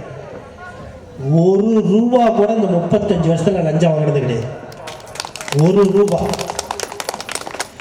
என்னைக்கு நான் சொன்னேன், அந்த சிவன் ஆலயத்துல என்னைக்கு போய் காலடி வச்சு அந்த சிவன் ஆலயத்தை சுத்தம் செஞ்சாரோ, அந்த நொடியிலிருந்து இன்று வரை சைவத்தை கடைபிடிக்கக்கூடிய அற்புதமான மனிதர். அசைவம் கிடையாது. இவர் மட்டும் இல்லைங்க, இவர் மனைவிக்கு இவங்க பையனுக்கு கூட என்ன அசைவம்னா என்னன்னு தெரியும். இப்படி ஒரு குடும்பம் வாழ்ந்துட்டு இருக்கிறாங்க. இன்றைய வரைக்கும் அவங்க பையன் பேரு செல்லீஸ்வரன். அவர் அரசு பணியில் இருக்கிறார், சுகாதாரத்துறையில. எதுக்கு நான் இந்த விஷயத்தை சொல்றேன்னா, இந்த மாதிரி 100 குடும்பம் இருக்குது, ஒரு குடும்பம் கிடையாது, 100 குடும்பங்கள் இருக்குது. இன்னைக்கும் சைவத்தை கடைபிடித்து சிவபெருமானுக்கு தொண்டு செய்து யூனிஃபார்ம் சர்வீஸ்ல இருந்தாலும், இப்ப இவர் இருக்கிறாரு பாத்தீங்களா, அடுத்தது பேச வரவரு, இவரு தான் அந்த 36 வருஷமா இவரோட போய் சுத்தம் செஞ்சாரு பாத்தீங்களா, கதிர்வேலன் ஒருத்தர். அவர் தான் அந்த ஆலயத்துக்கு அர்ச்சகர். அவரோட மகன் தான் இது. நீங்க எந்த ஜாதியினரோட அர்ச்சகராக இப்ப கொண்டு வந்தாங்க. ஆனா இவர்களெல்லாம் பார்த்து அவரை அர்ச்சகராக என்று உட்கார வைத்தார்கள். 36 வருஷமா அவரு தாங்க. சொல்ல போனா என்னுடைய கல்யாணம், இவரோட கல்யாணம், இவரோட கல்யாணங்கிற மாதிரி இவங்க அப்பா தாலி கொடுத்து எங்கள் ஊரில் கல்யாணமானவர்கள் தான் அத்தனை பேருமே. பாருங்க, எங்க சேர்மனோட அக்கா உட்கார்ந்து இருக்கிறாங்க. எங்க தாரமங்கலத்துடைய மரியாதைக்குரிய துரைசாமி அண்ணாருடைய மகள் அவங்க. அவங்களுக்கு தெரியும் நான் சொல்ற விஷயம் எல்லாமே. அத்துணை அந்த அமரவந்தியில் இருந்து நாங்கள் வருகை தந்ததுக்கு காரணம் என்னன்னா, இவர் தான் ஆணி வேறுங்க. காரணம் அவ்வளவு விஷயங்கள் சொல்லிட்டு போலாம். அந்த மாதிரி இந்த வெள்ளாறுல விதையை போட்டிருக்கிறாங்க நம்மளுடைய ஸ்ரீ ராமபக்த ஆஞ்சநேயர் அறக்கட்டளை. எங்களுக்கு பூரிப்பா இருக்குது. ஏன்னா இந்த மாதிரியான விஷயங்களை செய்யக்கூடிய நபர்கள் இன்னைக்கு குறைஞ்சிட்டு வராங்க. உண்மையில் சொல்ல போகிறேன், எங்கெல்லாம் ஆன்மீகமும் இந்த மாதிரியான சொற்பொழிவும் நடக்கிறதோ அங்கள் கட்டாயம் இறைவன் குடியிருப்பார், எந்த சந்தேகமும் வேண்டாம். அந்த வகையில நம்மளுடைய அர்ச்சகருடைய கோயில் அர்ச்சகராக இருக்கக்கூடிய கதிர்வேலனுடைய மகன். அவரும் ஒரு பொறியாளர், திரைப்பட பாடலாசிரியர், ஒரு அற்புதமான மனிதர். அவர் பேசியிருக்கிறாரு. சொல்லிடுறேன். தங்கதுரை அவர்கள் என்னை பற்றி ரொம்ப புகழ்ச்சியாக சொன்னாங்க. இந்த புகழ்லாம் தகுதியானவனும் சரியானவனும் கிடையாதுங்க. நான் ஒரே ஒரு வார்த்தை சொல்கிறேங்க. நாயேனையும் இங்கு ஒரு பொருளாக நயந்து வந்து, நாயேனையும் இங்கு ஒரு பொருளாக நயந்து வந்து நீயே நினைவின்றி ஆண்டு கொண்டாய். என்னை உள்ள வண்ணம் பேயன் அறியும் அறிவு தந்தாய். என்ன பேரு பெற்று தாயே மலைமகளே செங்கன்மாள் திரு தங்கச்சின்னு சொல்லார் அபிராமப்பட்டவர். அதை போல இந்த நாயை ஒரு மனிதனாக மாற்றியது எம்பெருமான் சோமசுந்தர பெருமான். நான் இல்லைன்னா எங்கேயோ ஒரு தெருவிழா கிடக்கக்கூடிய ஒரு நாயாக இருந்திருப்பேன். இன்னைக்கு நீங்கள் சொல்கிற மாதிரிலாம் பாட்டு பாடணும் எழுதணும் அப்படிங்கிறதுக்கு பம்பை வாசிக்கணும், இது எல்லாமே எனக்கு யாருமே குருநாதர் கிடையாதுங்க. யாரும் எனக்கு எந்த வரிகளும் சொல்லி கொடுத்தது கிடையாதுங்க. இன்றைக்கி ஒரு பாட்டு கேட்டால் கூட அந்த பாட்டு என்ன ராகத்தில் இருக்குதுன்னு கூட என்னால் சொல்ல முடியும். இதுக்கு எல்லாம் குருநாதராக இருந்தவர். நீங்கள் சொல்கிற மாதிரி அந்த கோயிலெல்லாம் பாலடைஞ்ச கோயில், அவர் சொன்னது கூட உண்மையாக இருக்கலாம். நாங்கள் பாலடைந்திருந்தோம், அந்த கோயில் எங்களை புனிதமாக்கியது.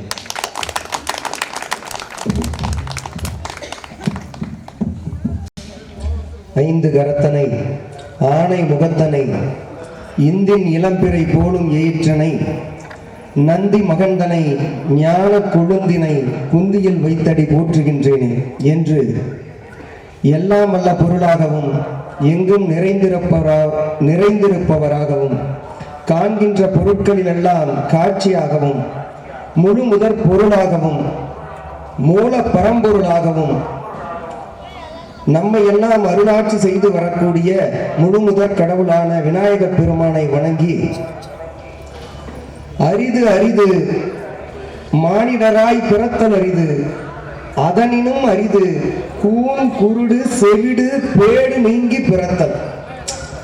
ஒரு மனித பிறவி கிடைக்கிறதுக்கு நாம என்னென்னலாம் பிறவிகளை கடந்து வந்திருக்கிறோங்கிறத மாணிக்க வாசகர் திருவாசகம் என்னும் சிவபுராணத்திலே மிகச் சிறப்பாக பாடியிருப்பார்.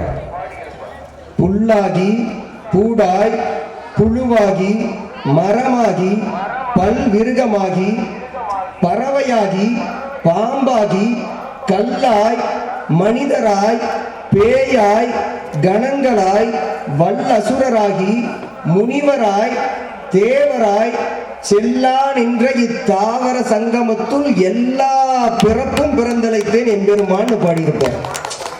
புல்லல ஆரம்பிச்சு பூண்டாயி நான் நாயா பிறந்தேன், பேயா பிறந்தேன், கணங்களா இருந்தேன். கணங்கள்னா ஒரு அசுரனா இருந்தேன், மனிதனா இருந்தேன், கல்லா இருந்தேன், பேயா இருந்தேன். கடைசியா என்ன ஆகக்கூடிய தகுதியை பெற்றேன், தேவராய் இருக்கக்கூடிய தகுதியையும் பெற்றேன். யாரால முடியும்? மனிதர்களால முடியும். அதனாலதான் சொன்னாங்க, இந்த பிறவி அரிதான ஒரு பிறவி. மனித பிறவிங்கிறது அரிதான பிறவி. அதை விட அரிது என்ன தெரியுங்களா? இது போன்ற ஒழுக்கமாக எது ஒழுக்கத்தை வளர்க்கும்? பக்தி தான் ஒழுக்கத்தை வளர்க்கும். அந்த பக்தியை நிலைநாட்டக்கூடிய ஒவ்வொரு செயலும், இப்பொழுது நடைபெற்ற அந்த கோலாட்டமா இருக்கட்டும், காலையில் நடைபெற்ற பூஜைகள் ஆகட்டும், எவ்வளவு சிறப்பா காட்சி தராரு ராம பக்த ஆஞ்சநேயர். அவர் எப்படி ராம பக்த, அந்த கடவுளுக்கு பெயரே, அவருடைய நாமமே எப்படி வந்திருக்குது? ராம பக்த ஆஞ்சநேயர். பக்திக்கு ஒரு கண்ணப்பர்னு சொல்லுவாங்க. சைவத்துல கண்ணப்பருடைய பக்திக்கு மிஞ்சி, பக்தினாவே எந்த சமயம் எந்த மதமா இருந்தாலும் கண்ணப்பரை மீறி பக்தி செலுத்தவே முடியாது. 6 நாளையில முக்தி அடைஞ்சவர் கண்ணப்பர். மாணிக்க வாசகர் அவ்வளவு படித்தவர், ஒரு அமைச்சரா இருந்தவர். பாண்டியன் கிட்ட அமைச்சரா இருந்தவர் மாணிக்க வாசகர், மெத்த படித்தவர். அவரே என்ன சொல்லியிருக்கிறாருன்னா, கண்ணப்பர் மாதிரி என்னால ஒரு பக்தியை செலுத்த முடியாது, ஆனா திருவாசகத்துக்கு உருகாதார் ஒரு வாசகத்துக்கும் உருகார்னு அழுது அழுது அடியடைந்த அன்பர் தான் மாணிக்க வாசகர். உருகி உருகி எழுதியிருப்பார். அந்த திருவாசக வரிகளை நீங்க படிச்சீங்கன்னா, முன்ன சொன்ன அந்த புல்லாகி பூடாய் புழுவாகி மரமாகி, அதெல்லாம் திருவாசக வரிகள்.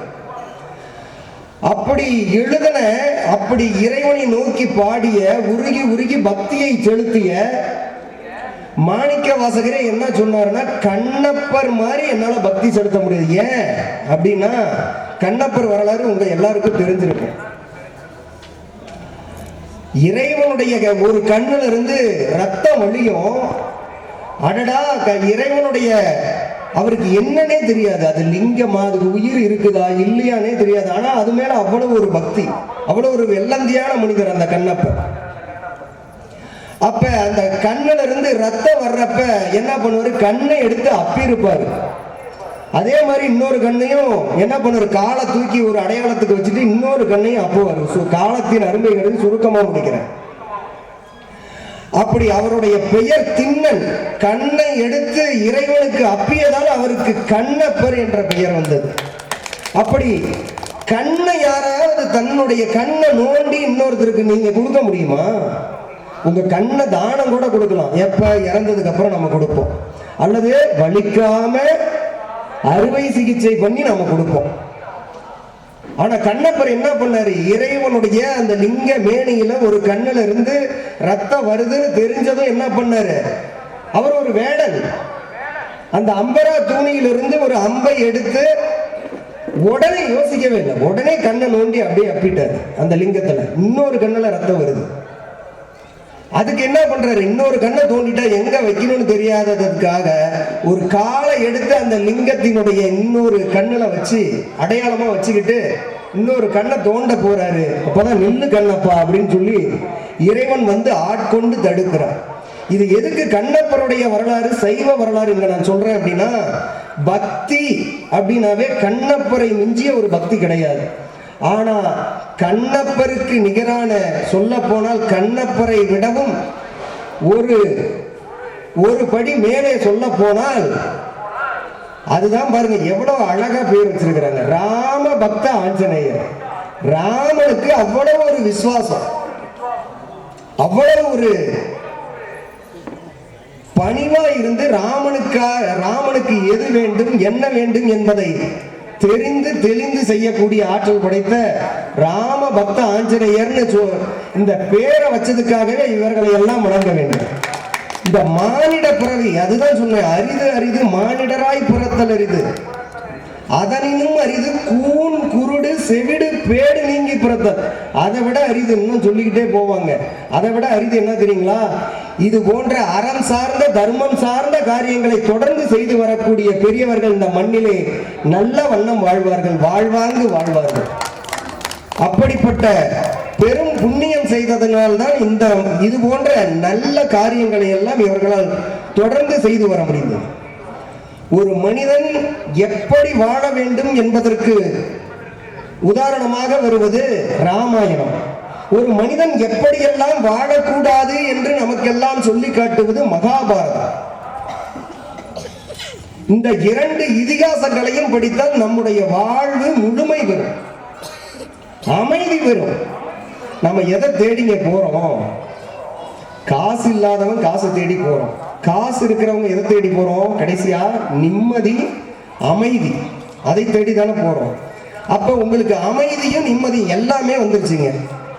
பொன் பொருள் மனைவி மக்கள் எல்லாமே வந்துட்டாங்க. ஆனா மனதில் நிம்மதி இல்லை, அமைதி இல்லை. அப்படின்னா நீங்க சரணடையக்கூடிய ஒரே வழி பக்தி. அந்த பக்தியை கைப்பிடித்தீர்களே ஆனால் உங்களுக்கு அந்த நிம்மதியும் அமைதியும் உங்கள் மனதில் நிரந்தரமாக குடிகொள்ளும். கடவுள் மனிதனுக்கு சொன்னது கீதை. கடவுள் மனிதனுக்கு சொன்னது கீதை. பாரதத்துல பாத்தீங்கன்னா கிருஷ்ண பரமாத்மா அர்ஜுனனுக்கு சொல்லுவார், அதுதான் கடவுள் மனிதனுக்கு சொன்னது. மனிதன் கடவுளுக்கு சொன்னது திருவாசகம். மாணிக்க வாசகர் சொல்ல சிவபெருமானிடம் சொல்லி எழுதியதுதான் திருவாசகம். மனிதன் மனிதனுக்கு சொன்னது திருக்குறள். நாம் எப்படியெல்லாம் வாழ வேண்டும் என்பதை அறநெறிகளோடு ஒரு கோடிட்டு காட்டியவர் தான் திருவள்ளுவர், அந்த திருக்குறள். அப்ப மனிதன் மனிதனுக்கு சொன்னது. நாங்கள் எல்லாம் என்ன சொல்ல வந்திருக்கிறோம்? ஆஞ்சநேயரின் பெருமைகளை சொல்ல வந்திருக்கிறோம். காலம் கருதி சுருக்கமாகவே முடித்து விடுகிறேன், யாரும் பயப்பட வேண்டாம். அடடா பனி பெய்யுத, எல்லாம் தூக்கம் வருது, இந்த தம்பி இப்பதான் ஆரம்பிக்கிறாரு போல அப்படின்லாம் நினைச்சிட வேண்டாம். காலத்தின் அருமை கருதி மிக குறுகியதாக நான் முடித்துக் கொள்கிறேன். சுந்தர காண்டம் பார்த்தீங்கன்னா ராமாயணத்திலேயே மிக அழகான காண்டம், முக்கியமான ஒரு காண்டம். இதிகாசங்களிலே உயர்வானதும் போற்றத்தக்கதுமானது எது அப்படின்னு பார்த்தோம் அப்படின்னா, இதிகாசங்கள்ல ராமாயணம் தான் போற்றத்தக்கது, உயர்வானது, சிறப்பானது, மேன்மையானது. அதே போல அந்த ராமாயணத்திலே எது உயர்வானது, எது சிறப்பானது, எது மேன்மையானதுன்னு பார்த்தீங்கன்னா சுந்தர காண்டம். சுந்தர காண்டம்னாவே அழகு. சுந்தரம் அப்படின்னு சொன்னாவே அதனுடைய பொருள் என்னன்னா அழகு. சுந்தர காண்டத்தில் வரக்கூடிய ராமபிரான் அழகு, சுந்தர காண்டத்தில் வரக்கூடிய சீதா தேவி அழகு, சுந்தர காண்டத்தில் பாடப்பட்ட ஒவ்வொரு சொல்லும் அழகு, சுந்தர காண்டத்தின் கவிதைகள் அழகு, அசோக வனம் அழகு, வானரர்கள் அழகு. அப்படி சுந்தர காண்டம்னு பார்த்தீங்கன்னாவே அழகு. இப்ப பூமாதேவியின் மகனான சுந்தரியான சீதா தேவியின் பெருமைகளை பேசுவது சுந்தரகாண்டம். அதே போல இந்த சுந்தரகாண்டம் முழுவதும் பயணப்பட்டு வருபவர் யார் என்று பார்த்தால் ஹனுமன், ஆஞ்சநேயர் தான். இந்த சுந்தரகாண்டம் முழுமை நீங்க சுந்தரகாண்டம் படிச்சீங்கன்னா அனுமருடைய, ஆஞ்சநேயருடைய பெருமைகளை எல்லாம் நீங்க தெரிஞ்சுக்கலாம். அதே போல பாத்தீங்கன்னா 6 காண்டங்கள் இருக்குது, கிட்டத்தட்ட 500க்கும் மேற்பட்ட சருக்கங்கள் இருக்குது. எதுல? ராமாயணத்துல. அதுல 5வது காண்டமா வர்றதுதான் சுந்தர காண்டம். இந்த ராமாயணத்தை வடமொழியில எழுதினவர் வால்மீகி. ராமாயணத்தை வடமொழியில எழுதினவர் வால்மீகி. இங்க கம்பர், அதனாலதான் இதுக்கு பேரு கம்ப ராமாயணம். இந்த கம்ப ராமாயணத்தை எங்க அரங்கேற்றம் பண்றாங்க அப்படின்னா திருவரங்கம், ஸ்ரீரங்கம் என்று சொல்லப்படக்கூடிய திருவரங்கத்துல தான் நம்முடைய தமிழ்நாட்டில். இந்த கம்பருக்கு கம்பன் வீட்டு கட்டு தெரியும். நீங்களாம் ஒரு பெரிய கவிஞரா ஆகணும். எனக்கு பாடல் எழுதுவதில் எனக்கு மிகுந்த ஆசை உண்டு, ஆனா வரமாட்டேங்குது அப்படிங்கிறவங்க என்ன பண்ணுங்க, கம்ப ராமாயணத்தை நீங்க படிங்க. அத பாடல்களா படிங்க, திருக்குறளா படிங்க, திருவாசகத்தை படிங்க. உங்களுக்கு எழுத வரல அப்படின்னா, பாடல்கள் வரல, கவிதைகள் வரல அப்படின்னா நான் பேசுறதையே நிறுத்திக்கிறேன். சவால் விட்டே சொல்றேன். ஏன்னா இது ஆண்டவன், நான் சொல்லல, ஆண்டவன் சொல்றான். அப்படிப்பட்ட வல்லமை பொருந்தியது ராமாயணம். அதாவது இந்த ராமாயணத்தினுடைய பெருமைகளும் அதனுடைய வரலாறும் எப்ப இருக்குங்கிறதுக்கு பிரம்மா ஒரு வரம் கொடுத்துட்டு போயிருக்கிறார். இந்த உலகத்துல நிலையில்லாத வாழ்க்கை, மனிதனுக்கு நிலையில்லாத வாழ்க்கை. இன்னைக்கு இருக்கிற மனிதன் நாளைக்கு இல்லை, அப்படி நிலையில்லாத வாழ்க்கை. ஆனா உலகம் நிலையானது. நாம இருப்போமா இருக்க மாட்டோமா, இன்னும் 10 வருஷம் கழிச்சோ 20 வருஷம் கழிச்சோ 30 வருஷம் கழிச்சோ நம்ம இருப்போமா இருக்க மாட்டோமா தெரியாது. கண்டிப்பா இருக்க மாட்டோம். ஏதாவது ஒரு நாள் நமக்கு குறிக்கப்பட்டிருக்கும். ஆனால் இந்த உலகம் நிலையானது. பிரம்மா ஒரு வரம் கொடுத்திருக்கிறாரு. என்ன கொடுத்திருக்கிறார்னா, சூரிய சந்திரர் இருக்கும் வரை, இந்த கடல் சூழ்ந்த உலகத்திலே ஆறுகளும் மலைகளும் இருக்கும் வரை ராமாயணம் இருக்கும், ராமாயணத்தினுடைய பெருமைகளும் காலம் காலமாக இருக்கும் அப்படிங்கிற வரத்தை யாரு கொடுத்திருக்கிறாருன்னா பிரம்மா கொடுத்திருக்கிறார். அப்படிப்பட்ட பெருமைகளை உடையது ராமாயணம். நீங்க என்ன பண்ணணும்னா, ராமாயணத்தை முழுமையா படிக்க முடியல அப்படின்னா உங்க வீட்டுல பூஜை அறையில விளக்கு ஏற்றி வச்சுக்கோங்க. சுந்தரகாண்டம் மிக குறுகிய காலத்துல நீங்க படிச்சிடலாம். நாள்தோறும் படிக்கலாம், காலையிலையும் படிக்கலாம், மாலையிலையும் படிக்கலாம். பூஜை அறையில விளக்கேற்றி வச்சுக்கிட்டு அந்த பூஜை அறைக்கு முன்னாடி உட்கார்ந்து நீங்க சுந்தர காண்டத்தை நீங்க படிக்கலாம். அப்படி படிக்கிறப்ப நீங்க என்ன பண்ணணும்னா, ஒரு நைவேத்தியம் பண்ணணும். ஒரு நைவேத்தியம்னா நீங்க படையல் போடணும், ஏதாவது ஒண்ணு செஞ்சு படையல் போடணும். ஆனா நாள்தோறும் நம்மளால படையல் போட முடியுமா? அந்த அளவுக்கு வசதி இல்லை அப்படின்னா என்ன பண்ணலாம்னா, ஒரு சொம்புல தண்ணியை வச்சுக்கிட்டு அதுல 2 கற்கண்டை போட்டுட்டு அதை படையலா வச்சுட்டு நீங்க சுந்தரகாண்டத்தை படிச்சாலும் ராமபக்த ஆஞ்சநேயர் ஏத்துக்குவார். அதே போல பாத்தீங்க அப்படின்னா நீங்க ஒரு சுந்தரகாண்டம் படிக்கிறப்ப அந்த பூஜை அறைக்கு முன்னாடி ஒரு பாயை விரிச்சு போட்டுருணும். வெறுமனை உங்க பக்கத்துல ஒரு பாயை விரிச்சு போட்டுருணும், அல்லது ஒரு பலகை எடுத்து வச்சிடணும். எதுக்காக அப்படின்னா இது உண்மையாகவே நீங்கள் உணர்வீர்கள், நீங்கள் அதை செய்து பாருங்கள். இது எதுக்காக ஒரு பாயை விரிச்சு போடுறது, ஒரு பலகையை வைக்கிறது அப்படின்னா, நீங்க அப்படி பண்றப்ப, நீங்க சுந்தரகாண்டத்தை படிக்கிறப்ப அதை கேட்கறதுக்காக ஹனுமன் ஆஞ்சநேயர் அங்கே வந்து உட்காருவார், அந்த பாயிலும் அந்த பலகையிலும். அதற்காகத்தான் அந்த பெரியவர்கள் எல்லாம் அந்த முறையை நமக்கு சொல்லி சென்றிருக்கிறார்கள்.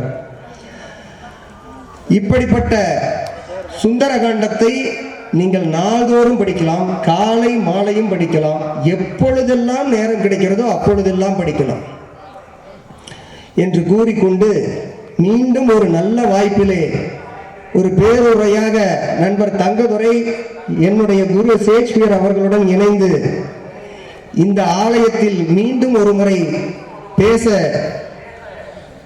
உண்மையாகவே விருப்பமில்லாமல் விடைபெறுகிறேன். நன்றி, வணக்கம். நன்றி. மிக ரத்தின சுருக்கமாக அற்புதமாக உரை நிகழ்த்திய கவிஞர், திரைப்பட பாடலாசிரியர் மிக அற்புதமாக இந்த ஆன்மீக சொற்பொழிவை, ஏன்னா நம்ம ஒரு 7:45 ஆரம்பிச்சிருக்கோமாங்களா, ஆரம்பித்து இவ்வளவு நேரம் நீங்கள் அமர்ந்து கேட்டது. ஏன்னா நான் திரும்ப திரும்ப சொல்லுது, இந்த மாதிரியான ஆலயங்களில் இறை நாமத்தையும் அனுமனுடைய பெருமைகளையும் ராமருடைய பெருமைகளையும் இறைவனுடைய துதிகளையும் பாடுவது மட்டும்தான் சால சிறந்தது. எவ்வளவோ நிகழ்வுகள் நடைபெற்றாலும் இந்த நிகழ்வை நாம் கைவிடாமல் நடத்தி கொண்டிருக்க வேண்டும் என்ற வேண்டுகோளையும் நம்மளுடைய ராமபக்த ஆஞ்சநேயர் அறக்கட்டளை அவர்களிடம் விடுத்து, ஏன்னா நாம் நினைக்கலாம், நான் இப்போ கூட சொல்லி முடித்த ஒரு விஷயம், அதாவது ஒருத்தர் கீதை பேச போயிருந்தாரு, 10 பேர் தான் இருந்தாங்க, பேச மாட்டேன்னு திரும்பி வந்துட்டார். அவர் குருக்கிட்ட போய் சொல்லியிருக்கிறாரு, நான் கீதை பேசலான்னு போனேன், 10 பேர் தான் நாங்கள் வந்துட்டேன்னு. டே, அப்படியாப்பட்ட கிருஷ்ணருக்கே ஒருத்தன் தாண்டா அர்ஜுனன் கேட்டான், உனக்குனாச்சும் 10 பேர் கேட்குறான். அப்படிங்கிற மாதிரி எத்தனை பேர் கேட்கிறார்கள்ங்கிறதெல்லாம் முக்கியம் கிடையாது. நீங்கள் பாருங்க, மளிகை கடையில் கூட்டம் இருக்கும், நகை கடையில் கூட்டம் கம்மியாக இருக்கும். ஆனால் விற்பனை எங்கன்னா நகைக்கடை, இதெல்லாம் நகைக்கடை. கூட்டம் கம்மியாக இருந்தாலும் இங்கே வரக்கூடிய கருத்துக்கள் உயர்வானது. இந்த ஆன்மீக சிந்தனைகள் சாதாரண விஷயம் கிடையாது. ஒரே ஒரு கதையை மட்டும் சொல்லி நான் நிறைவு செய்கிறேன். அதாவது கடவுளை பற்றி இந்த மனிதர்களுக்கு சில யோசனை அப்பப்போ வரும். ஒருத்தன் அப்படி போயிட்டே இருந்திருக்கிறான், ஃபஸ்ட்டு பூசணி செடியை பார்த்துருக்கிறான். பூசணி செடியை பார்த்ததும் இவ்வளோ பெரிய பூசணிக்காய், அதுக்கு ஒரு சின்ன கொடி. அடுத்து பக்கத்தில் பார்த்துருக்குறான் புளிய மரம், பெரிய மரம், அதில் பார்த்தீங்கன்னா சின்னோண்டு காய். கடவுளை பார்த்து திட்டுறான், ஏ கடவுளே, உனக்கெல்லாம் அறிவு இருக்குதா? எவ்வளோ பெரிய பூசணி செடிக்கு இவ்வளோ சின்ன கொடியை கொடுத்துட்டு இவ்வளோ சின்ன புளியங்காய்க்கு இவ்வளோ பெரிய மரமானு பேசிக்கிட்டு போய் அந்த மரத்துக்கடையில் நின்றுக்கிறான். உச்சியிலேருந்து ஒரு புளியம்பழம் வந்து அவன் தலையில் நடுத்தலையில் வந்து விழுந்துருக்குது. சுளீர்னு வலிச்சிட்டான். அப்போதான் யோசிச்சிருக்கான், ஒருவேளை மேலேருந்து பூசணி விழுந்தா என்ன ஆகும்? கடவுளிடம் கேள்வி நாம் கேட்டால் அடுத்தனுடைய சுளீர் நடிப்பார் நம்மள. எதுக்கு இந்த ஆன்மீகம்னா, ஒரு 4-5 பேர் என்ன பண்றான்னா, காட்டு வழியா போறான், போனதும் இரவு நேரம் கடக்க முடியல, படுத்துறான். 4-5 பேரும் படுத்துறான். படுத்து தூங்கும் போது ஒருத்தரோட காலோட பின்னிக்குச்சு. இரவு எல்லாம் தூங்கிடுறாங்க. காலையில எந்திரிச்சா யாரு காலுன்னு அவங்களுக்கு தெரியல, எந்த காலை எடுத்தாலும் எடுக்க முடியல, அவங்க யாரு காலை யாருக்குன்னு தெரியல. அந்த வழியா ஒரு சாமியார் வர்றாரு, முனிவர் வர்றாரு. அப்பதான் கேட்குறாங்க, ஐயா இப்படிதான் வந்த நைட்டு இப்படி படுத்த, காலு சிக்கிச்சு, யாரு காலம் என்னன்னு தெரியல. அப்பதான் ஒரு முள்ளை எடுக்கிறாரு, எடுத்து ஒரு காலில் குத்துறாரு. ஐயோன்னு ஒருத்தன் கத்துறான், பாரு வாங்கால எடுத்துக்கா. இன்னொருத்தன் ஒரு முள்ளை எடுத்து குத்துறாரு. இது எதுக்கு தெரியுங்களா இந்த கதை? அதாவது நம் மனசு சலனப்படும் போது, குழப்பம் வரும்போது ஆன்மீகம் என்ற முள்ளை குத்தினால் தான் தெளிவு பிறக்கும். அந்த ஆன்மீகம் என்ற முள்ளை தான் இப்பொழுது நாங்கள் 3 பேரும் குத்தினோம், குத்தி முடித்து விட்டோம். ஆக தெளிவு பிறந்து விட்டது. அதுக்கு தான் இந்த சொற்பொழிவு. ஆக இந்த அற்புதமான ஒரு வாய்ப்பை உண்மையில நீங்க பெரும் பாக்கியசாலிகள் இல்லையான்னு சொல்ல முடியாது, நாங்க பெரும் பாக்கியசாலிகள். ஏன்னா இந்த இறைவனுடைய சன்னதியில கொடிமரத்துக்கு முன்னால நின்று உரை நிகழ்த்தணும்னு எங்களுக்கு விதி எழுதியிருக்குது. எப்படி முருகேசன் சார் இங்க வந்ததுமே கண்டிப்பா நான் சொல்றேங்க, எனக்கு வயசு கம்மியா இருந்தாலும் இங்க கண்டிப்பா ஒரு அனுமன் கோயிலோ ஒரு கல்லோ ஒரு சிலையோ இந்த இடத்துல இருந்திருக்கும். அதுதான் ஒரு மனசுல கோயிலா எழுப்பியிருக்குது. அந்த மாதிரி இந்த இடத்துல நாங்க பேசணும்னு விதி இருந்திருக்குது, அதனால பேசி இருக்கிறோம். இந்த வாய்ப்பை கொடுத்த பெரும் பாக்கியத்திற்கு மீண்டும் ஒரு முறை ஸ்ரீ ராமபக்த ஆஞ்சநேயர் அறக்கட்டளைக்கு நன்றி கூறி விடைபெறுகிறேன். நன்றி, வணக்கம். இங்கிலீஷில் தான் விட்டு தூள் கிளப்பார் அப்படின்னு நினச்சேன் நான், என்ன பேர் அப்படி இருந்தது. ஆனால் தமிழில் எனக்கு வந்து மிக ஆச்சரியம். ஏன்னா அவர் வந்து கடைசியாக ஒரு பஞ்ச் டைலாக் மாதிரி ஒன்று சொன்னார். என்னன்னா, அந்த கோயில் பால் போடல, நாங்கள் பால் போட்டோம், அந்த கோயில் வந்து எங்களை புனிதமாக்கியது அப்படின்னாரு. அந்த வரி வந்து எனக்கு அப்படியே ஒரு மாதிரி மெய் செலுத்தி வச்சிருச்சு. ஏன்னா அந்த மாதிரி நிறைய விஷயங்கள் அவர் பேசினாரு. அது நான் என்னன்னா அப்போ அந்த டைமில் கொஞ்சம் இதாக இருந்தாலும் நான் கவனிக்காம விட்டேன். இதெல்லாம் என்னன்னா, அந்த விவேக் ஒரு டைம் சொல்றப்ப இது நோட் பண்ணுங்கப்பான்னு சொல்லுவார் இல்லையா, அந்த மாதிரி தான் இருந்தது. நிறைய டைலாக் வந்து அட்டகாசமா இருந்தது. இது ஏன் நான் இது பண்ணேன்னா, இந்த மாதிரி நம்ம உரைகள் கேட்கும்போது தான் நாளைக்கு சப்போஸ் நாங்கள் எங்கேயா இந்த காலேஜ்லாம் பேசுவோம், அப்போ இந்த மாதிரி நிறைய காப்பி அடித்து தான் பேசுவோம். அப்போ இதெல்லாம் எங்களுக்கு நல்ல யூஸ்ஃபுல்லாக இருக்கும். அது நான் தங்கதுரை சாரை வந்து ஸ்கூலில் பார்த்துருக்கேன். சும்மா அது ஒரு விசிட்டாக மதியானமாக போவோம், வைத் சார் தான் எங்களை இன்ட்ரடியூஸ் பண்ணிட்டாரு. ஆனால் அங்கெல்லாம் ஒரு இப்படி பேசுனது இல்லை. ஏன்னா அங்கே வந்து ஒரு ஹெச்சமாக தான் இருப்பார், ஒரு கண்டிப்பாக அப்படி தான் இருக்க மாதிரி இருந்து. இங்கே வந்து அவர் மிகச்சிறந்த பேச்சாளராக வந்து அவரை நான் இங்கே பார்க்குறேன். அவரும் இப்போ என்னன்னா அடுத்த கட்ட பேச்சாளராக அவர் தயாராகிட்டார்னு நினைக்கிறேன். ஏன்னா இப்போ நேற்று இந்த பழனின்னு சொல்லிட்டு ஒருத்தர் வந்தார் இல்லையா, அந்த விஜய் டிவி இது, அந்த இதில் பார்த்தீங்கன்னா இவங்க 2 பேர் வரும்போது யார் பழனி யார் தங்கதுரைசாருன்னு தெரியல. ஏன்னா அவங்க 2 பேருமே பார்த்தீங்கன்னாக்கா அண்ணன் தம்பி மரம் தான் இருந்தாங்க. சார் வந்து அவங்க ஈக்குவலாகவே அங்கே பேசிட்டு இருந்தார். ஏன்னா அப்படி இருந்து இன்னைக்கு பார்த்தீங்கன்னா அதுக்கு மேலே அவர் பேச ஆரம்பிச்சாரு. இந்த 2 நாளுமே எங்களுக்கு வந்து மிக சிறப்பான ஒரு மாலை பொழுதாக அமைஞ்சது. அதுக்கு காரணம் வந்து நம்ம ஆறுமுகம் ஐயா அவர்களுக்கும் நம்ம முருகேசன் ஐயா அவர்களுக்கும் நன்றியை தெரிவிச்சுக்கிறோம். ஏன்னா இந்த மாதிரி நிகழ்ச்சி ஏற்கனவே சொன்ன மாதிரி என்னன்னா ஆடல் பாடல் இப்படின்னு ஒரு கொண்டாட்டம் வேற மாதிரி இருக்காது, அதெல்லாம் மனசுல நமக்கு நிற்காது. இந்த மாதிரி பாட்டு மன்றம், இப்போ இந்த மாதிரி தமிழ் சொற்பொழிவு, இதெல்லாம் நீங்கள் என்னன்னா இப்போ இவ்வளோ நேரம் உட்காந்து கேட்டவங்களுக்குலாம் வந்து மிக நன்றி தெரிவித்தேன். ஏன்னா யாருக்குமே இதெல்லாம் பொறுமையாகவே இருக்காது. ஆனால் இந்த மாதிரி கேட்குறீங்க அப்படின்னாவே நீங்கள் உடனே உண்மையிலே ஒரு சிறந்த மனிதர்களாகவோ இறை நம்பிக்கை உள்ளவர்களாக இருந்தால் மட்டும்தான், சார் சொன்ன மாதிரி இது ஒரு விதி இருந்தால் மட்டும்தான் இதை நம்ம இவ்வளோ தூரம் வந்து கேட்க முடியும். அதனால் இந்த 2 நாட்களையும் நாங்கள் வந்து மிக இனிமையான மாலை பொழுதாக பயனுள்ள வகையில் அமைஞ்சது. ஏன்னா இது எல்லாமே இப்போ இன்னைக்கு இப்போ நடந்த அந்த கோலாட்டம் இதெல்லாம் என்னன்னா யாருமே ஆக்சுவலாக இதெல்லாம் கூப்பிட மாட்டாங்க. ஏன்னா இதெல்லாம் ரசிக்கிறாங்களோ இல்லையோ, ஆனால் நம்ம வந்து அதை முதல்ல இங்கே அரங்கேற்றணும். அதுக்கே ஒரு தனி தைரியம் வேணும் அந்த இதை. ஏன்னா ஏற்கனவே இங்கே நிறையா ப்ரோக்ராம் நடந்த பார்த்தீங்கன்னா தங்கதுரை சார் நிறைய ஐடியா கொடுத்தாரு. சரி இதை பண்ணலாம் அதை பண்ணலாம் நாட்டுப்புற கலைகள் அப்படின்னு சொன்னார். ஏன்னா நமக்கு இருக்கிற அந்த கொஞ்ச நாளில் என்ன பண்ணுறதுன்னு தெரியாமல் இப்போ இருக்கிறதுல இந்த 2 நாள் மிக சிறப்பான அந்த ஆர்கனைசேஷன் அவர் தான் சார் தான் எல்லாமே ரெடி பண்ணி கொடுத்தாரு. அதனால் மிகுந்த நன்றி அனைவருக்கும். இவ்வளோ நேரம் இதுக்கு பொறுமையாக காத்திருந்து இந்த உரையை கவனித்த உங்களுக்கு எங்களது நன்றியை தெரிவித்துக் கொள்கிறோம். நன்றி.